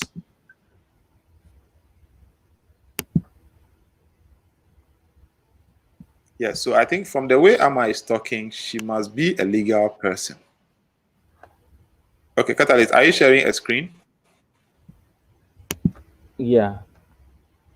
Just okay, let me add it then. All right. Like. Oh. What happened? I think it's gone. It's visible. Okay, it's back. Yeah, it's back, but it's small, so you may have to blow it up a bit. Yeah, I think. Okay, so guys, if you have any question or if you have any contributions, please don't forget to add them. We are all learning here. So if you have any contribution or questions, please come in. Amma, we like what you're doing. So if you're a legal person and would want to join us in person here, let me, okay, stop sharing. Let me copy the link here. Once the person clicks the I agree, that concludes the agreement. Awesome. So Catalyst, I'm safe. Once the person clicks I agree, it means my online form is binding. So guys, I'm inviting you. Come, join the online community. Save the environment. Stop using papers. You see? So Amma, if you can, this is the StreamYard link I have dropped. That will add you to the stream, just like Catalyst and I are here. So you can just tap on it. If you're using your phone, it will pick your camera and your microphone. So be aware so that you don't enter when you're not ready. So just tap on it and it will add you to this. So, you know, we can hear you talk to us about a few of these legalities. We are photographers and we are applying paperless system is very, very sweet. Generate your receipts, your invoices, everything paperless. Charlie, is the way to go, man. My thing is, it's portable anytime. You know, you can be on the field, you don't have your papers with you, a client calls you, Charlie, let's do a quick job. Catalyst, you know how it is. Sometimes you've not planned for a shoot and they just call you out of the blues. Maybe you plan that, oh, I'm going to, you know, work from the mall, or I'm going to meet somebody, take some quick portraits at the mall. And then a client calls you along. You don't want to come back home, especially if you're at Spintex with all the traffic. You don't want to come back and then do that. So it's better. Just go paperless and be okay. Okay, Catalyst, we can see your screen now. So these are based on our own experiences. We are not legal people. So don't take what we have said and then be like, this is exactly how to go. We are just showing you examples. As you saw, my own form had some flaws that Catalyst helped me work on. You get it? So always get yourself a legal person. Yeah, it had some flaws, some things we had to change. So make sure you get yourself a legal person to read through and tell you some words, shall, will, may. Those words, Charlie, when you go to court, that's where you realize that it's not just English. They are different from the normal English words. They have legal implications. So make sure you know how to use them. Shall, will, may. Charlie? All right, Catalyst, we can see your screen now. So yeah, so this is a portion that I just took I searched on Google Images just to get it. And then it's a portion of someone's wedding contract. Okay. And it talks about some main things that I think it's really something very important here. It's talking about coverage. It's talking about image processing, talks about model release, and talks about copyright. For weddings even. Wow. Yeah, but this is quite extreme, but maybe it's because this person is a big production or wants to be on the safe side. So you see the coverage, it says that photographer will provide the goods and services listed in this wedding photography contract, including event coverage for the listed hours at the venues listed. If additional coverage hours are requested on the day of event, client agrees to pay the photographer in full for those additional hours at the hourly rate listed in this contract. Photographer agrees to make every effort to provide satisfactory coverage but cannot make any guarantees as to specific photos, poses, etc. during the event. This is one thing that I've seen a lot of photographers go through. The hassle of, hey, I didn't see my great grandfather's picture. I didn't see this. One of the pictures, my finger, this finger did not show. Yeah, you understand? One of them, my ribbon was twisted 90 degrees. I wanted it 100 degrees. Like, these are real life situations. And I like the way the photographer puts it, that I agree to make every effort to provide satisfactory coverage, but I cannot make any guarantees. Because once you guarantee a client that I'll take a picture of you flying in the air, if you don't provide that, it becomes a whole issue on its own. So please, I hope you are looking at all these things and then realizing how important these little details can help. Yeah. So for coverage, I think we have to be clear. I'm trying to copy the templates and then add it in the description so they can have access to it. So carry on whilst I do that. Oh, okay. I can just even give you this link as well as we continue to talk. All right. It takes you straight to the picture. Because some of these things, we look at them and we say, hey, it's too much, or you are putting all these things in.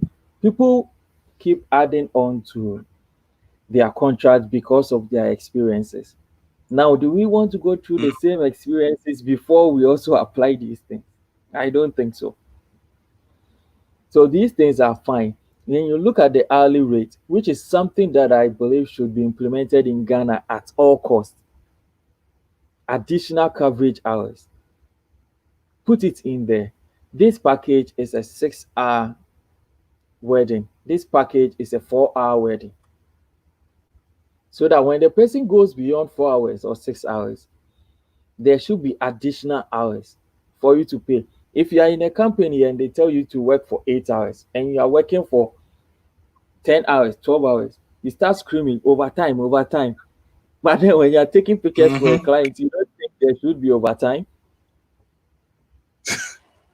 If not, someone will always waste your time. Because if I sign you up for a 2-hour shoot and I end up spending 6 hours of your time and I don't pay any extra, then I feel you are even an irresponsible businessman. Yeah. So these things have to be clear. Another part of it that the person puts there, it tells them exactly what they will be doing in terms of image processing. Photographer will perform limited color correction and retouching prior to delivering any physical copies of images to the client. So there is someone who prints their images. If the client requests a digital copy of their images, the photographer will provide 3 image sets: black and white, original color, and corrected or retouched copies. Okay, so not to Photographer, cut you, Amma is here, so I'm adding Amma to the video. So Amma, yeah, we'll keep you in here and we'll keep you mute. When Catalyst is done, then you come in. is that Ama's house? All right, so Catalyst, please continue. Yeah, so this person is stating clearly what they are going to do to the client's images. You are going to do limited color correction and retouching. We are giving you black and white, we are giving you the original color, and we are giving you the color corrected or color graded images. Now, we are not responsible for what happens. We are not responsible for the printed copies of images delivered to the client as electronic files, which means they are not going to send any electronic files. The client may request additional what. So you see how these things are stated clearly in there. Yeah. Now we'll go quickly through the next two because the next two we've already discussed it. It says this wedding photography contract serves as a model release. This grants the photographer the right to use all images. You realize it's the same approach.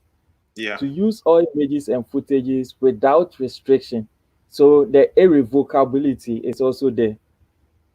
Now, all images and and footages, that is clearly what we talked about the absolute right, right? Yeah. So there's absolute right, there's irrevocable right in here too, for advertising, portfolio, and other lawful purposes. It says the client waives the right to inspect any images, all of that. Now, copyright, the same approach. Look at the one we talked about earlier on in this one. All photographs and footages are and shall remain the sole intellectual property of the photographer in accordance with that country's copyright laws. So US copyright laws are definitely different from Ghana's copyright laws. I think Amma will be able to give more details on that. Yeah. But it's telling you clearly. So those two lines are always there. Absolute and irrevocable right in terms of the model release.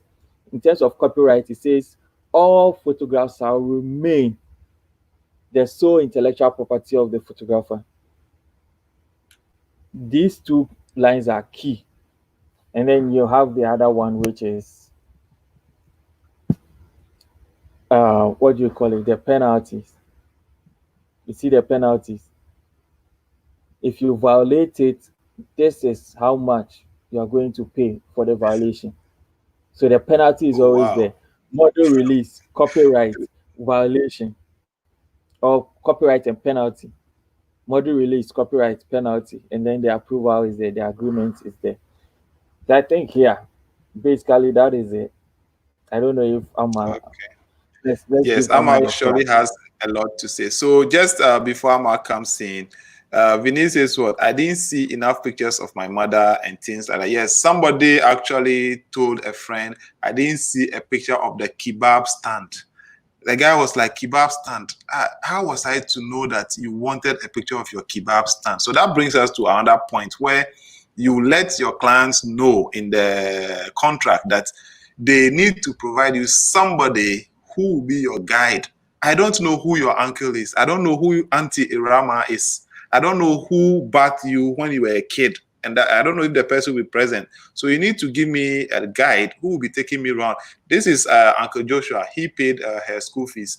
This is Uncle so-so and so who bought her this shoe when she was 15 years old. This is so something like that. You need to put it there. So they provide a guide for you. Amma, your mic is on. So let's hear from you. First of all, a brief introduction. Charlie, I want to know Ahmed's house. What do you want to know Ahmed's house? No, it looks like a lawyer's house. Okay, from her introduction, we will know if she's a lawyer or not. So Amma, please give us a brief introduction. Well, briefly. So yes, I am a lawyer. Awesome. Sorry. And I happened to come on YouTube, and then I saw you guys were doing this talk. So I have to say I missed the beginning part of your conversation. I joined in at the latter part where you were discussing the studio booking agreements. Yeah, so that's what I came to meet. But I think it's an interesting discussion that you guys are having. I mean, one of the areas that I usually practice in is intellectual property rights. And one of my biggest concerns has always been with the fact that a lot of creatives are not aware of the inroads that the law has made in terms of what they do. So of course, every time you are snapping your pictures and then you are giving it away, or you are putting it online and people are taking it, and you think that, okay, well, they are just sharing my picture, but that is your creative work. So before they share it, you should be able to monetize your business in a way. So I am happy that this conversation is ongoing. I always say that any creative person who will hand you a contract before they enter into any business transaction with you is a serious-minded creative person who understands what he's about. He understands his business, first of all. He understands his money, and then he understands what he wants to do with you, as an individual. So I think it's a fantastic conversation that is being had. Yeah, keep it up. That's the little I have to say. Thank you very much, Amma, for joining. So guys, we were asking for a legal person, and our maker heard us and brought us Amma here. So Amma, welcome to our community. We hope to keep you here for as long as we need you. And we know, legal people are always needed because we always fall short in one way or the other. So yes, just on the surface here, we would want to involve you in most of our discussion. Now, this particular one is just a brush up. We are just tackling this based on a surface level. Because yesterday, if you guys remember, I mentioned that we'll be talking about copyright, like into details when we get a legal person, because we are discussing it on our level based on experiences that we've had, and then some of the ways we've been able to solve them. So now that we have Amma here, I think we can now go ahead and then create a better thing, get more people in here to have the audience. So Amma, thank you for being here with us. Please stay on with us. Let me welcome Joey. So we have a question for you. So just stay on. Let me welcome Joey. Okay. All right, Joey. Welcome. You're late, but we accept. Yeah, I know. MTN keeps messing. Yes, network issues and probably not being around. I had to go do a shoot and I just came back. So I fixed the network yesterday as early as possible, thinking I'll be here to do some talks. My camera is off because I'm still figuring stuff out. But hey, I'm here. I hope I'm not late. No problem. You're 1 hour 38 minutes late. We are about 20 minutes to close. But it's okay. Ghanaians are always late to their own events. Don't worry. Even the president is always late to deliver the address. He always adds 30 minutes or so to it. They say 8 o'clock, then they come back and say 8:30, then 10 minutes to time, they say 9:30, then 10 o'clock. So we are used to that. But then we as creatives want to change the narrative. Somebody says my wedding starts at 10. You get there 6:30 and you are the one to wake the bride up. I mean, why should it be like that? You, the photographer, are supposed to be there when they are dressed so that you take pictures. But then you even get there before makeup artists and all that, And the 10 o'clock wedding ends up starting at 2. All these things, if we add them to our contracts, that's, you're booking me for 4 hours and you say I should be there at 8, that means what? By 12, your time is up. So if you go beyond that, then the contract catalyst showed us, then you're paying an hourly rate of so and so for each hour. But because we say, oh, African mentality, GMT, Ghana man time. Me, when you call me for an event, these small ones that we don't need a contract, I tell you, give me the specific time you want me to be there. No Ghana man time. So they understand me when I tell them no Ghana man time, because I would try as much as possible to be there 30 minutes before time. So if you give me Ghana man time thinking, oh, I'll be there, I'll be late, so you're telling me 10 instead of 2, I'll be there 9:30. And if I have to wait till 2 o'clock, problem. So I always tell them that give me the exact time. And since then, I haven't had any problem with wedding plan. Now, I go for weddings at 8:39 and I'm not late. But those days, they just say, oh, my wedding is today. And then they tell you, come at 6. Now I ask them, what time is your makeup artist getting there? Call me when the makeup artist gets there. I'm not supposed to be there before her. They use about 2-3 hours to do makeup. And 2-3 hours, wherever in Accra, from Spintex, I can get there within that time. So now I don't go and wait, or I don't go in hunger and then go and hang around. They won't give me breakfast and all that. Nah. So that's that. Okay, Joey, so will you be able to stay here for the next 20-30 minutes? Yes, I'm here for you guys. No, I'm here for you guys. Okay, so Kobe has a question for Amma. Amma, hope we can refer to you as Amma, and that won't be disrespectful. Or should we say Auntie Amma? No, you should add Lawyer Amma. Okay, so Lawyer Amma. Awesome, that's good. So Catalyst, okay, so let me just do a brief introduction. Our gentleman here with the headset in white is Kobe Catalyst. Why am I even doing the Catalyst? Do your own introduction before you read your own question.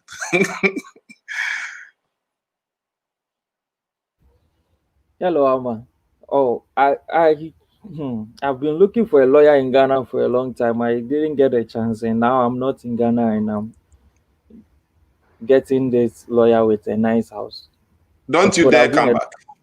Oh, you see, things can bring people back to the motherland. Don't you dare come back to Ghana. So, Lawyer Amma, I'm a photographer. I'm an enthusiast on reading on a number of subjects. I was a tax consultant in Ghana, so I liked reading a lot.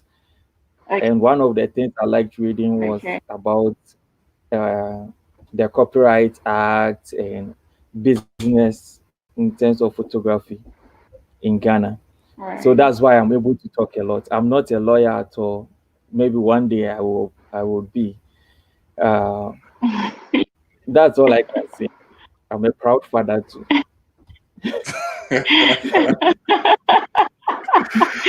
Great. Okay, so Catalyst, will you read your question or should I read it out for you? Okay, let me read the question. So my question for Lawyer Amma is, if you have a contract with a manager of a company, and then maybe you shot some pictures for him in his house, some headshots, and he gives the pictures to his company to use in a commercial magazine without your knowledge, like what do you do about it legally? Okay, so here's the thing. Copyright, right, in photography, generally it belongs to the person. There's the rule of click that we say, so it belongs to the person who presses the click, and that is always the photographer. Now, very often when someone is contracting you to take pictures, right, if you have a contract with them, they would as much as often want you to sign off your copyright to them. And that is why it's always important to have a contract with the person. Now, in the absence of a contract between you and that person, you still maintain your copyright. That shot that you took, right? So if he's going to use it for a commercial purpose, which means that he's commercializing your intellectual property rights, then he should have first sought your consent before proceeding on that tandem. If he doesn't, then he would have infringed your copyright. So in this sense, your arrangement is not with the company. So the company, you're not giving the company the go-ahead to commercialize your your intellectual property to that creative shots, those creative shots that you did. So if the company is making money off of your intellectual property rights, then they are infringing your intellectual property rights. Okay, Amma, thank you. Charlie, But your breakthrough has come. Sometimes there are situations where the person says that, but it's my image. I have right to my image, so I can use my image for whatever I want. Right. What do you do about that? So because I've had a case like that. So okay, so let me just explain something briefly. You have taken a picture, right? He has the image rights, but he doesn't own the intellectual property rights to the picture that you took. So if you took a picture of him, he has the image rights. Of course, if you are going to use his image for a commercial purpose, you should seek his consent. And that is why you have things like model release, image release, with your clients. And that is why in most contracts, you have an image release clause in there to say that they have given you the go ahead to use their image or to use the picture that you are taking in the way that you want to use it, right? So those are like release forms that you have with the people. But with the fact that you have clicked on it and taken a picture, that is your creation. You have created something by taking that picture. So you own the right to it. Other than that, what would be the purpose of taking photography? It is to take a picture of someone or to take a picture of a thing. Most of the time is to take the picture of a person. If you create that picture, that is your intellectual property right as the photographer. It doesn't belong to the person who is in that image. And it is always in line with that most of the time you would have people contacting you to seek your permission to use your picture, even on their IG pages, right? And in recent times, we have situations where celebrities are being sued by photographers because they took a picture of the celebrity, and then the celebrity saw it on their page and then took it and then posted it on their own page. At that moment, the celebrity, of course, that is the celebrity in there. He has the image right. But if you take that picture that someone else has created of you and you put it on your page, and usually celebrities, because of the number of their followers, because a lot of them also make money off their pages, it's like their pages are more of a commercial page, so to say. So once they post it, they are making money off of what you have created as a photographer. And in that sense, they have infringed on your creation, on your intellectual property rights, so to say, right? And you have every reason to take them on and seek redress for that infringement. Awesome. So the fact that someone else owns the image rights does not mean that they own the intellectual property rights to it. Those are two distinct things. Of course, on the other hand, if you were using their image to make money and you've not sought their consent or they're like a release from them, then they can take you on. Or if you were using their image in a way that is against public morality or something, then they can take you on, right? Because their image rights ought to be protected. But they don't own the intellectual property right to that photography. Wow. That's very, very awesome. Every photographer has to be your client.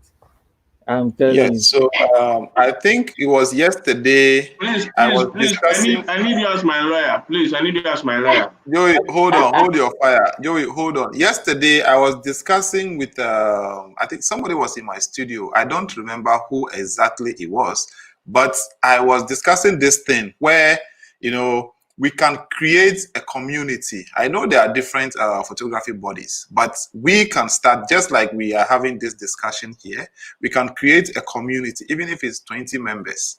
And we decide, okay, we are getting one legal person who will represent us. So in case, anytime there is anything like this, we get that person to represent us, and we just relax and the fines will just be coming in and all that. So Amma, we are glad to have you here.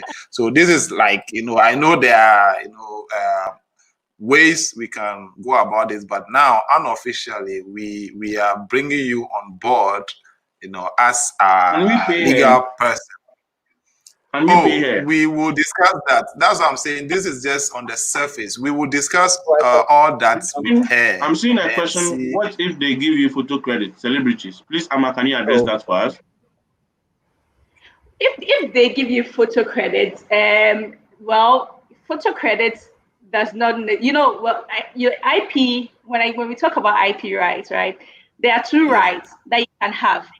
You have your moral rights, and then you have your economic rights.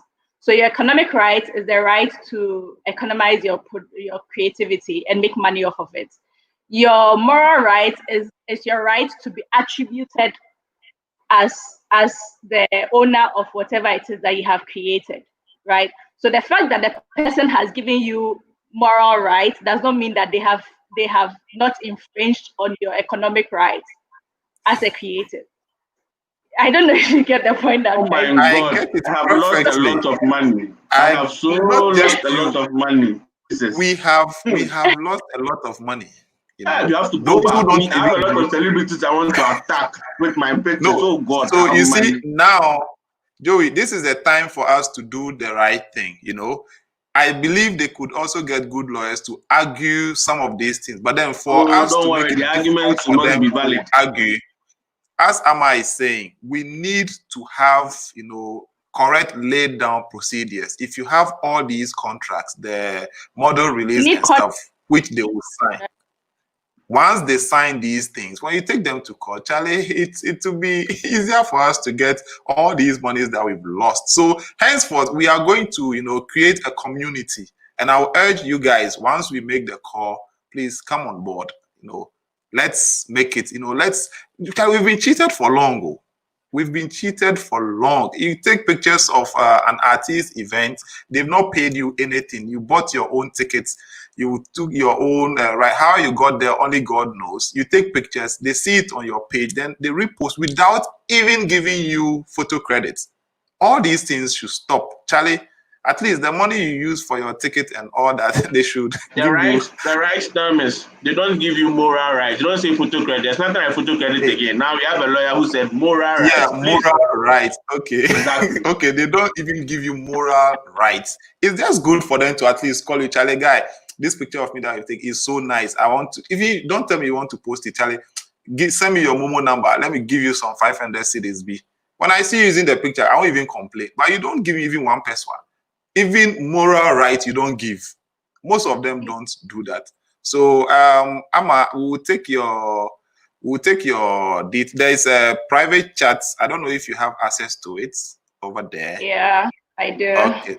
All right. So we'll talk to you off air. This is on air. So we'll talk to you off air, get your details, then we'll put things into place. Then I really want us to have this how do I even call it? This community where we start. I was telling the guy, I want us to test, the legal system when it comes to photography. We don't want to be part of creative. We just wanted photographers. We want to bring ourselves out. And then, because lots of people, you take pictures of maybe a nice public place, and people, Daily Graphic, My Joy Online, all these places, they pick our pictures, use them without even giving, it's called what? I've forgotten the name again. Moral something. Right. Moral, yeah, they don't even give you moral rights. How can a whole Daily Graphic pick your image, put it on their front page, and they won't even give you moral rights? That is very wrong. If they take your picture and they put it on their page and then they are selling, that's proper infringement, if I should say. Because Daily Graphic putting it there means that they are selling it and they are making money off of what you have created. Right? So at the end of the day, whatever they are making, they should be able to do something. See, and then most of our people are scared because one, the legal system in Ghana, Charlie, go and come, cobra like that, and 10 years, your case is still there. You've lost so much money. So people are already intimidated to even go out. And also, we haven't heard any clear case of a photographer, suing a company or somebody who has infringed on his rights and then, getting out of it. So I think now we need to test it. Amma will help us test it. Catalyst, what do you think? It's bad you've left Ghana, but Charlie, we'll do it for you. Don't worry. Well, you We feel will I'm do the it. one that I'm the one that could test the water. Eh? Yes, like with you here, we could test the water. But I'm looking at somebody suggested that what we have Amma on the next workshop. We've been organizing this non-profit workshop. It's a yearly event every 21st September since it's Founders Day. So somebody was suggesting we add Amma. Now it's too early because COVID-19 is here. We don't know when it will vanish, when we'll be able to assemble and all that. So for now, we'll be doing it online. This is something we do every weekday at 8 p.m., usually from 8 to 10 p.m., trying to educate the photography community. There are more guys coming in every day. Even some of us already in some of these things we don't know. We don't even know you can sue somebody for these infringements. Artists, big artists will pick your images, repost, and we think, because they've reposted, and people know it's our image, we are getting retweets and stuff. But retweets don't buy gear. Retweets don't pay bills. They don't buy data for us and all that. So now we can test all these things. And I'm very, very sure once one person comes out victorious, the courts will be full of photographers seeking. I think I've actually heard a number of photographers who have done that. And they have gotten the settlement that they need. Okay. Yeah. I think the issue is we are scared of court in Ghana. Exactly. Of legal issues in Ghana, yeah. And because there was a time an app used my picture. They used it. It was this selling app, just like almost how Jumia is and the rest. And so the first thing I did was, because I didn't have, as part of the legal backing, first you contact them and then you let them do the right thing so that you can also get some settlement. So I contacted them, and then the customer service person blasted me on Facebook. Wow. It wasn't even funny. It was like, you are not serious. Who do you think you are? We have used it, so what? Do whatever you like. I was so happy when he did that. So I just screen grabbed all of that, packed it all together, and then I forwarded it to a lawyer that this is what I have. These are all the evidences. This is the original image, having my metadata and everything. So I pushed it to the lawyer, and then the lawyer contacted them with all the information. The next day, the MD called me, apologized and said, "Where are you? I want to see you." I'm telling you, like, it was so interesting. So I just met the guy, I spoke to him, and luckily I got a different job from him. So I let that issue go, and they took it off their compensation. Exactly. Okay, so if you're done, somebody has a question for our dear lawyer here. He says, per what you said concerning who clicks the shutter, if I hire you to come and be my second shooter at an event, who owns the picture? Is it the one who clicked the shutter or the one who hired you?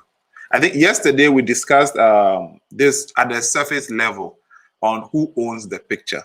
And then we concluded that, if I have a gig, let's say I'm going to shoot, let's stop shooting because we might be in trouble. You say shoot, and the next time they say somebody is dead, you might be responsible for that. So I hire Joey that I'm shooting. Hey, I'm taking pictures of a wedding, and I tell Joey, come assist me. I can't do it all alone. So I'm contracting you to come assist me. These are the terms. None of the images can be used by you. Once you are done, you give me my SD card. You have no right to any of the images. Now, what the justice is asking is, in such a situation, who owns the pictures? Me, as the main guy who has been contracted to cover the event, or Joey, whom I subcontracted to go cover the event in my name and bring me the pictures? Who owns the images? So Joey, hold on. Let Amma answer, then we can have your contribution. Okay, so if, like you said, if you're hiring someone to go do a shoot for you, you are agreeing with the person that when you do the shoot, I take credit for whatever shoot that you have done. That is an agreement. You get Okay. it changes the dynamics of it. That is why it is always best to have an written agreement. Even if you are going to hire someone, it is always best to have some sort of agreement with them, right? Because at Yes. the end of the day, the one who is clicking, don't forget, owns the intellectual property rights. But Okay. but contract changes a lot of things, because contract is always what the two parties have agreed, right? So if the two parties have come together and they have agreed that even though you are the one going to click it, at the end of the day, I'm hiring you, and so whatever you are clicking becomes my intellectual property works, then it changes the dynamics of the conversation. At the end of the day, even though he is the one clicking it, because you've already pre-agreed with him that once he goes clicking, it comes to me as my work, then it becomes your intellectual property works. And that brings me Awesome. to what in law and in copyright law, there's something that we call contract for hire, or like agreement for hire, right? In copyright, Yeah. where if I am paying you money, so I come to you as a photographer and I say, I need you to come and shoot my wedding, and I'm paying you money. Hey, And Amma, you are shooting. Right. So I'm paying you to take pictures for me, right? Uh-huh. So Other national I'm paying you security will money. just come and arrest The us. Then the agreement is that I am paying whatever pictures that you are taking becomes my intellectual property right. A lot of the times, if you go shoot a wedding and the person is paying you for it, because they are paying you and you're saying, let's say I'm going to give you 100 pictures, right? And so all of the 100 pictures, because they have paid for it, have agreed to it, they take the what should I call it, the economic right to those pictures. That means that you have given them the license. They have paid you. You've given them a license. That's those photos that you have created, right? The only thing that remains in you is the moral right. So when they are using it or they are posting it on their page, they have to give you credit, because your moral right to those pictures still remains in you. Those ones, you can never waive them. You can never waive your moral right to what you have taken.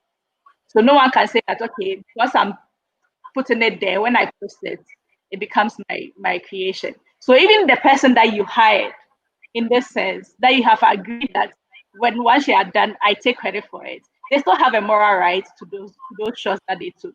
So when you are posting it, you have to give them some credit for it, right? In recognition of, because that is the only way people know that it's their creation. Exactly. Wow. So a lot of times, a lot of that comes to play when it comes to intellectual property rights in photography, in general for creatives, but mostly in photography, in that sense. Okay, so Justice, I hope your question has been answered. Yes. So guys, if you have any question, we have a legal person in here now, so we won't ask you to ask just surface level questions. Anything you need to understand. Some of you may already have contracts, and you may need them reviewed and all that. Amma is here for us now. So the community will be created. In fact, from now, we have verbally created it, but then I'll follow up with a platform where we can have registration and all that. So once we know the number, then we will discuss with Amma. Nothing goes for free. So we'll discuss with her how best she can help us. Dues and all those things will come in and all that. So we'll have a representative in all cases. This news me I've heard, it's like that song, Asem Papa Biamati. Oh yeah. See, it's good news because now I know we are covered. Even though Catalyst is in a different jurisdiction, he can't enjoy this privilege. But we here are glad to have Amma here. So Joey, you wanted to make a contribution. You can go ahead now. I can enjoy the privilege. I have a business in Ghana. I'm okay. I think she said whatever it is I wanted to say. Okay. Okay, so justice I says have something. everything has been worked on. All right, so let me see. I think there is one question here. Catalyst, 1 second. Sometimes it depends on the working relationship you have with the person and the level of maturity on both sides. Yes, so as we discussed yesterday, there are ethics and there are moral upbringing, like your moral traits. You know, all these things should tell you. You go to somebody's house, you see a pen drive or an SD card lying down idle. It's not yours. Don't pick it. That's your moral, self telling you not to pick it. If I see you picking it, I can report you to the police that you've stolen my card and all that. You get it? So some of these things are just personal stuff. You should know that you shouldn't do this. You shouldn't wait for the person to threaten you or take on you before you do such things. Let me see. There are no more questions here. Okay, so Catalyst, you wanted to say something. Yeah, Michael, I'm really happy that Amma is here today because all the things that I've been saying in the prior days and weeks, she's just hammering it the same way. And I want her to correct me on one thing. We have the rights to the copyright and all of those things. But once someone puts it in a written contract, waiving these rights to a person, is like legally, is it right that these rights have been waived? So let's say I have a contract with Michael, and then I write in there that my intellectual property right to the images that he has taken for me goes to him. He owns all the rights to those images. Am I backed by law to say that I have waived those rights to him? Although the Copyright Act clearly says that the author of the artwork is the owner of the artwork or has the copyright to the artwork. If I write it on the paper that I waive all my rights to the images to Michael, like does the law legally back that waiver of the rights to Michael? I just want it to be clear so we know that the written contract takes precedence over the original content of the law if it's written down. I don't know if that's clear. Let me just try and explain it the way I understand it. So if you have an agreement with, let's say, Joey, and then you say, even though you have taken it, you are giving Joey the right to the pictures that you have taken. Is that what you're saying? Exactly. Right. Okay. So the law allows you to do that. And that is why I said we always have to distinguish between two rights, the economic rights and then the moral rights. The economic right is what allows you to exploit what you have created, right? So you can give Joey the right to use those pictures to a limited extent or to a very wide extent. It doesn't prevent you from giving the right to someone else to use it because you are trying to exploit what you have created, right?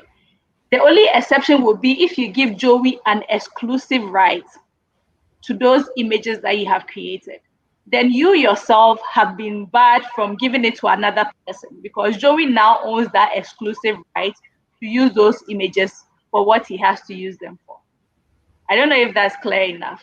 What Joey has is the economic right. You don't lose your moral right. The law allows you to exploit your economic right, but the law recognizes your moral right even after you have given away your economic rights. So your moral right, and that is your right to recognition. That is what you call photo credit, right? So your credits still remain you. So whatever Joey does with those images, he still has to give you credit for it. Great. Exactly. Wonderful. So yes. So I mean the law is there, but then we also recognize contracts. Sometimes the law acknowledges the fact that sometimes contracts can, I mean, there are some things that you cannot contract when it comes to the law, but freely the law allows you to contract when it comes to how you want to exploit your economic rights, and does not place a bar on you as to how you want to exploit your economic rights. So yes, that's a little I want to contribute to that. Awesome. I hope that that answers it. And Michael, if you remember yesterday, we were saying something that if you sign a contract with a company and then the company does not put it in there that you are transferring the right for them to use the image. If it's not in the contract, the right will still remain with you. Yeah. And if they use it, if they use those pictures for commercial purpose, you can actually sue them. Although they've paid you to take the pictures, there wasn't a contract which said that they have the right to use it for commercial purpose. I don't know if Amma can clarify that. If it's not stated in there, then they can't use it to raise revenue for themselves in any way, right? Right. So yes, if the contract does not state that they can commercialize it, then they cannot. But a lot of times too, the law would recognize why they were contracting you for those pictures, because it is assumed that many times when a company will contract you is because they want to use it for, let's say, advertising or something, right? So then once you are contracting, even though you don't state it in there, the law would, there are presumptions in law, right? So the law would presume that if the company contracted you to take pictures, let's say, of their products, for instance, of course, if you're taking pictures of their products, it is presumed that they are going to use it for advertising. And advertising, in a way, is commercializing what you have created, right? But if you had the agreement with them, so let's say, I'm going to take a picture of, so they come to you in your agreement, it's stated that you are taking a picture of, let's say, the MD for their company profile on their website, right? So that's what you're doing, taking pictures of employees for their company website. And then the next thing you see, your picture is blown up somewhere as a commercial, like advert, exactly, on a billboard. That's commercializing what you have created. And that's going beyond the contract that you had with them. And so you have every reason to ask them to take the billboard down and to pay you for using your picture without compensation for using your picture for such commercial purpose. Awesome. Great. And you see, Michael, that's why I say that it's important for you to provide licensing agreement so that you state exactly to which extent they can use their picture. So if they tell you initially that give us pictures so we can use only on social media, you give them a licensing agreement stating or limiting the rights that they have.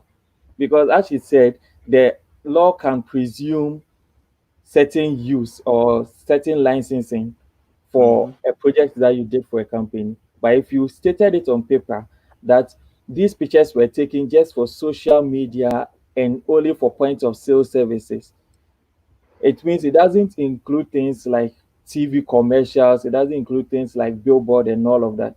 So giving licensing rights is actually as important as even the contract itself. Right. I think, So I think it was the same thing Shafiq was talking about the other time about Key Soap and his grandmother. That Key Soap used his grandmother's picture on a billboard without the family's permission. That is so wrong. It became a tussle, and I think he will have to tell us how it ended. But I think it was victorious for the family because in the long run, and the billboard had to be taken down. There's some compensations and all that. Paid and all that. So once again, we will tell Amma we are very, very, we are not grateful. We are delighted to have you here. We are very much delighted. So you can subscribe to this channel if you haven't I am so bringing all my cases to you. Bringing all my cases. Joey, hold on. Relax. The way I have jittered, the way she has. Yes, Joey has been, we not just Joey, but we as photographers, have gone through a lot of these things. So we are glad to have you here. So Amma, you can just go ahead and subscribe and hit the bell so that you don't miss any of them. I think somebody has a question here. in the case where you have not registered your photography business yet, can you still use a contract? Yes, our legal person is here. So Amma, please. Okay, so I mean, if you haven't registered your photography business, you are free to contract, right? The only thing is that you cannot contract in the name of an unexisting entity. So if you have a let's say Joey Enterprise in your mind, that's what you want to create, but you haven't yet established Joey Enterprise yet. Then if you are contracting with someone, you have to. You have been using my name a lot. Exactly. So I've been using my name. So you have to contract in your name. You have to contract as the person because the company does not exist in any event. To some extent, you can still contract in the name of the company if perhaps you are in the process of registering the company, right? It's not really advisable. People do it. It's not really advisable.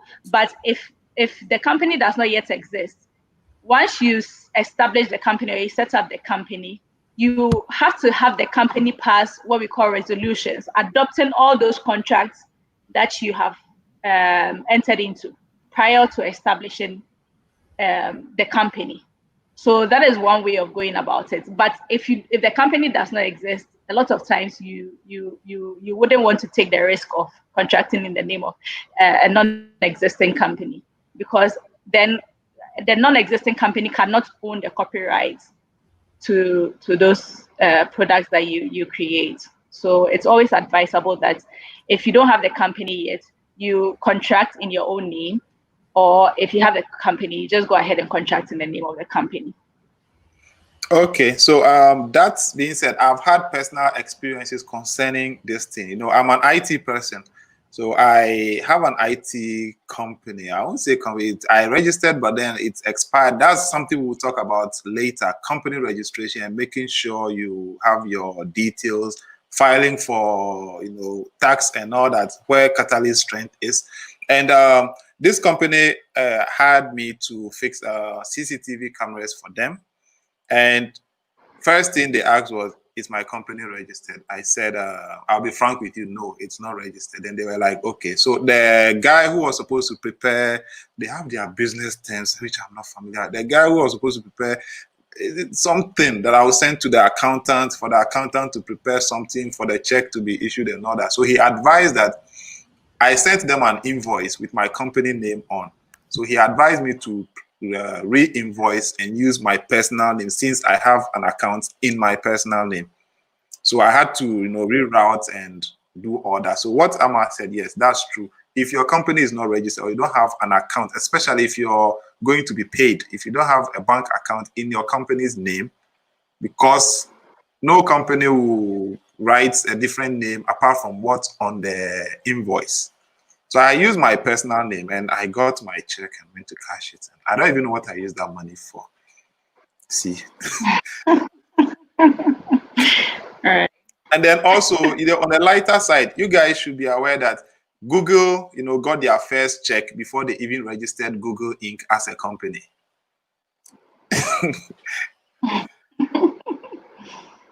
Right.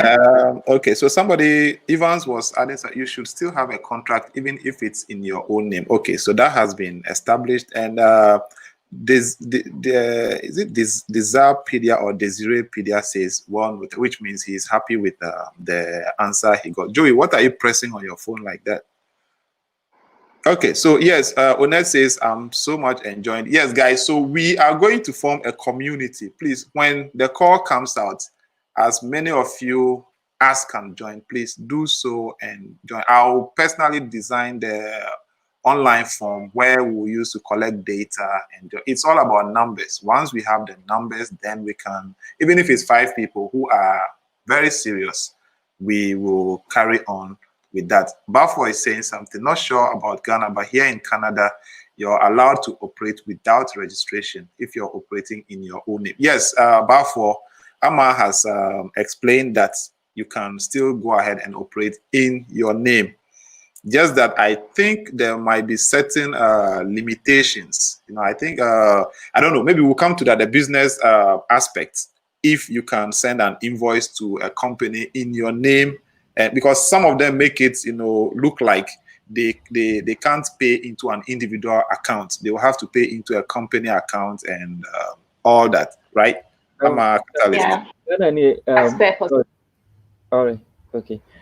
Just to clarify, for tax reasons, Yeah. what happens is that I know for Registrar General's department, you can register a business name. That's the main essence of sole proprietorship. When we talk about sole proprietorship, you are just registering a business name. So if you have something called Ghanaian Photography, now what happens is that you register for a tax identification number. That tax identification number is in your own name. Okay. It's in your own name, your birth given name. And that's what starts with P000 something. I have mine. Exactly. If you go register your business name, it's the same tax identification number that will be on the business name. It's just saying that you are operating under that name also, that pseudonym. That's Ghanaian Photography. For tax purpose, if you are trading under your own name, Michael, so, yeah, all you have to do is just to go to the GRA office and say, I am trading, I have a business with this person because I'm getting income. Hence, for tax purpose, you are going to pay using that tax identification number. They are just opening a file for you. So you don't necessarily have to go to Registrar General if you are trading in your own name. You only go to Registrar General if you are registering a business name. Okay. You get the difference there. But for tax purpose, you have to go to the GRA to open a tax account at the GRA. That's the only difference. So people say that, hey, you've not gone to RGD to, do you go to RGD to register your own name? No. Just go to GRA. Then you register or you open a tax account for tax purpose, because the tax law states that the tax is imposed on any income derived. So if you are not getting any income, you don't need to go open a tax account. But once you are getting income, that means you are supplying service to someone and you are being paid for it. You have to pay taxes on it. That's why you open a tax account. But maybe that will be for another day. It should surely be for another day. This whole tax. I'm unemployed right now, so I don't want to. The whole tax thing, this whole tax thing, because sometimes a company says we are taking withholding tax. Me, I still don't understand. Even though companies take that withholding, I still don't understand it. But Charlie, I'm like, I don't want problems, so you take it. That kind of thing. So I will explain on another day. Yeah. So we'll have a session for tax. We'll have another section also for registration. The best practices. Then I think the next one tomorrow will have to do with copyright, intellectual. As Amma has stated, I've forgotten the first one again. I always forget it. The moral rights and then commercial rights. These two things are things that. Charlie, I've been beaten by the rain today. I went to the barber shop on my way back on my bicycle. The rain beat me. You should, Charlie, have some emotion for me, okay? I think we'll confirm the copyright one until Amma states her availability. Yes. So I'll email you so that I can get your WhatsApp number so we can,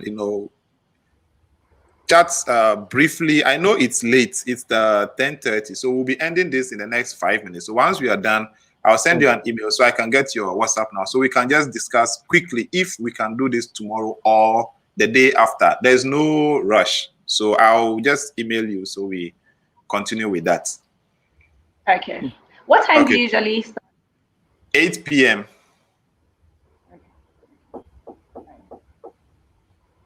We start at 8 p.m. Catalyst, they've started breaking your door. We get it. It's time. The time is up. So let's just round up so we can release you. I want to come and set up a DSLR in your house so that you can get a full and clear video of you, HD, correct one. If you permit me, I'll come and do it for you. I'll put up the Okay, so microphone let light, me have AD600 and all that. let me share with I'm you ready how for come you. I found your Okay, page. Joey. Okay, During the lockdown period, I took up a hobby in photography. So Okay. I'm still in the beginner stages. I'm still learning much about photography. So I think I happened to come on YouTube to watch a video, and then I chanced upon your page. I think at the time you were doing the live with some Okay. other photographers. So Okay. Yeah. I watched that live set. Then today too, I happened to come on Barrister YouTube Amma, and please. come up. Barrister Joey. Amma, I'm having a Joey, workshop. You So can. Joey, Stop interrupting, Joey. I'll Hold take you on. up on Stop the offer. interrupting. Oh, Joey, stop interrupting. let me just say this. Oh, Relax. Oh, Stop interrupting. When don't do your that. time. Joey, when you are to talk, your mic will be unmuted. Relax, so that we'll have an orderly, presentation. If we should all be talking at the same time, there will be some confusion, right? That's why we allocate time for each person. So, okay, Joey, you have your time now. You can talk. This guy is so funny. All right, Barrister Amma, like I was saying, I for beginners like you, I'm holding up a workshop. You can come and join. It's just a small token so that we'll move your level from beginner to intermediate. And if you permit me, I'll come and set up the lights and everything. We need a very clear video of you because right now the way we want to charge these people, we need a legal ground. Please don't leave us alone. Thank you very much. No, Amma is here to stay with us. So, as I said, I would email you and then get your contact. So we discuss as I want a community where we all come together. If it's even 5 people, gradually we'll get more people coming on because we need a force. One person can't do this, so we all come together, have one legal representative. Then, Charlie, once we take it on, other people will come on, and life will be good. We have been losing so much money. Musicians have been fighting for this. Even the actors, and I think they are all actors, right? Actors, actresses, actors. Okay, so they've also been fighting, but we would want to have our own force. That's why I said we don't want to be part of creatives. No, we want our own force. Once we do it and it's successful, other people will also come on board with that. So, Amma, thank you very much for being part of this. We'll be back here tomorrow at 8 p.m. We usually do this for 2 hours, but today we had Amma on and it extended at about 30 minutes more. And Catalyst, for once, Catalyst hasn't been in a rush to be like, I have to leave and all that, but we heard the door being banged, so we just we got the alert that we had to release him. And not They've broken the door. okay, so you see, we For have the to first release time, you. So there's a hole in the door. we have to release you. So Amma, thank you very much for being part of this. I will email you so we continue our chat. Okay. All right. Sure. Okay. All Thank right. you. Enjoy your night. Okay. All right. Bye. Okay, Catalyst. Now it's left with the 2 of us. So relax there. Hold on. Your door has already been broken. Okay, guys. So if this is your first time here, we do this every weekday, 8 p.m. to 10 p.m. Sometimes we go 11:30. I remember the first day we went to like 11 something. Yes. So if you haven't subscribed, kindly go on and subscribe. Hit the bell so you don't get to miss anything. Yeah, we always discuss something. If you missed the previous editions, just go on. As soon as we end this, the video goes live, so you can watch it over and over and over. Share it with your friends. If we all know about these things, it will be easier for us to make an impact. If you watch it alone and you don't share with the next photographer, they will maltreat you. If I know something and Catalyst doesn't know about it, and we both go on the same job, there will be problems. So it's better you share it with other people on your Facebook, Instagram, Twitter, WhatsApp, anywhere you can share it. Just share it with people. Once they all know and we are all on the same level, do you believe we can have like a pricing, level so that a client won't come to me if I charge them 1K? They know, Catalyst will charge them 600, so they will go to. If we all have like one level, a base price, Charlie, we'll all enjoy. So nobody will be undercutting anybody, and nobody will be poor. we buy expensive gear, and at the end of the day, they post our pictures without moral support, moral right. I keep forgetting that particular one. Okay, so yes. Just to clarify something, all right. Models Yeah. Hub Ghana is saying something which I want to clarify. Okay. She's asking that if the community is only Okay. for photography. One thing I want to say is that models in Ghana do not really prioritize their image rights properly. Their image rights are their sole purpose for making money. Just like photographers have their intellectual property rights, models can utilize their image rights in a way that all these bloggers that get up and then pick a model's picture and then post it right there, whilst the photographer is pushing for intellectual property rights claim, a model can also push for image rights claim. So a suit against someone for using a picture can give settlement to both the photographer and the person in the picture. That's one thing that you should know. But we are cool because when someone picks our picture and then posts it, hey, we are happy, we are being reposted, and the person is making money. We get followers, we get subscribers and all that, so we are happy. And these models will now come and hold the photographer's neck and say that, hey, I saw my picture here. So where is my cut? When even the photographer is also fighting for intellectual property rights claim. Yeah. Instead of joining in, you are there, and then they'll pass behind and go take money. So please, let's look at it. But the community Ghanaian is talking about, you can join, your models can join. Yes. So far as everyone is able to pay for the service of the lawyer, please, you can join in. Yes. So Cassie, that answers your question. This community, I want us to not only limit it to photographers, maybe photographers and models. We work hand in hand. We are always, when I started, I was looking for models to shoot. And then models who also started, they were looking for photographers. So we can do this particular community for models and photographers. I think that will make it better. Yeah. Yeah, so I'll get in touch with Amma and then talk with her so we can, set up a body. Charlie, as I said, I've started it now. So once I discuss with her, we know her terms and all that. Then we also start our community. And then Charlie, we need to move at a fast pace so that others see the impact we are making and they will also join. So guys, thank you very much for being part of this. Catalyst has to run before they break the chair he's sitting on.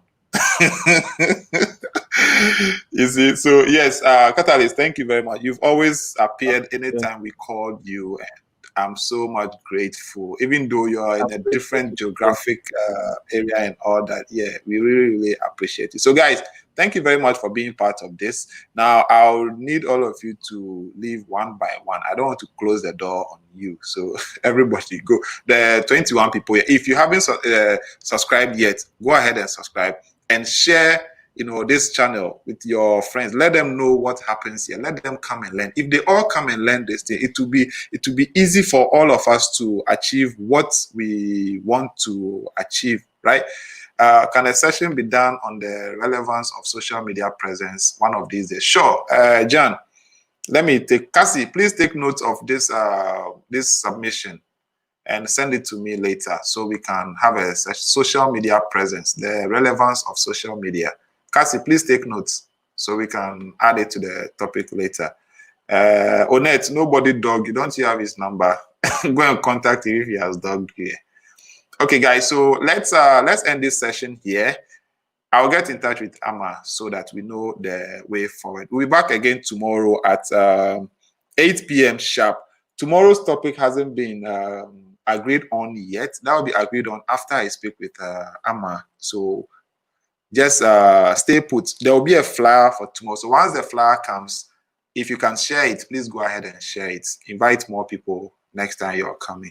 Today, they have been here fully and I'm in love with this rough. Yeah, Empire, that's how we do it. I almost didn't join because I was editing. I decided to open with my phone and I've been editing while listening. Vinny, that's it. That's it. Yes, Seun, that's it. We've had hey, you won't leave saying. I still see 20 people here. Please, you guys should go one by one. Let's be adults and leave.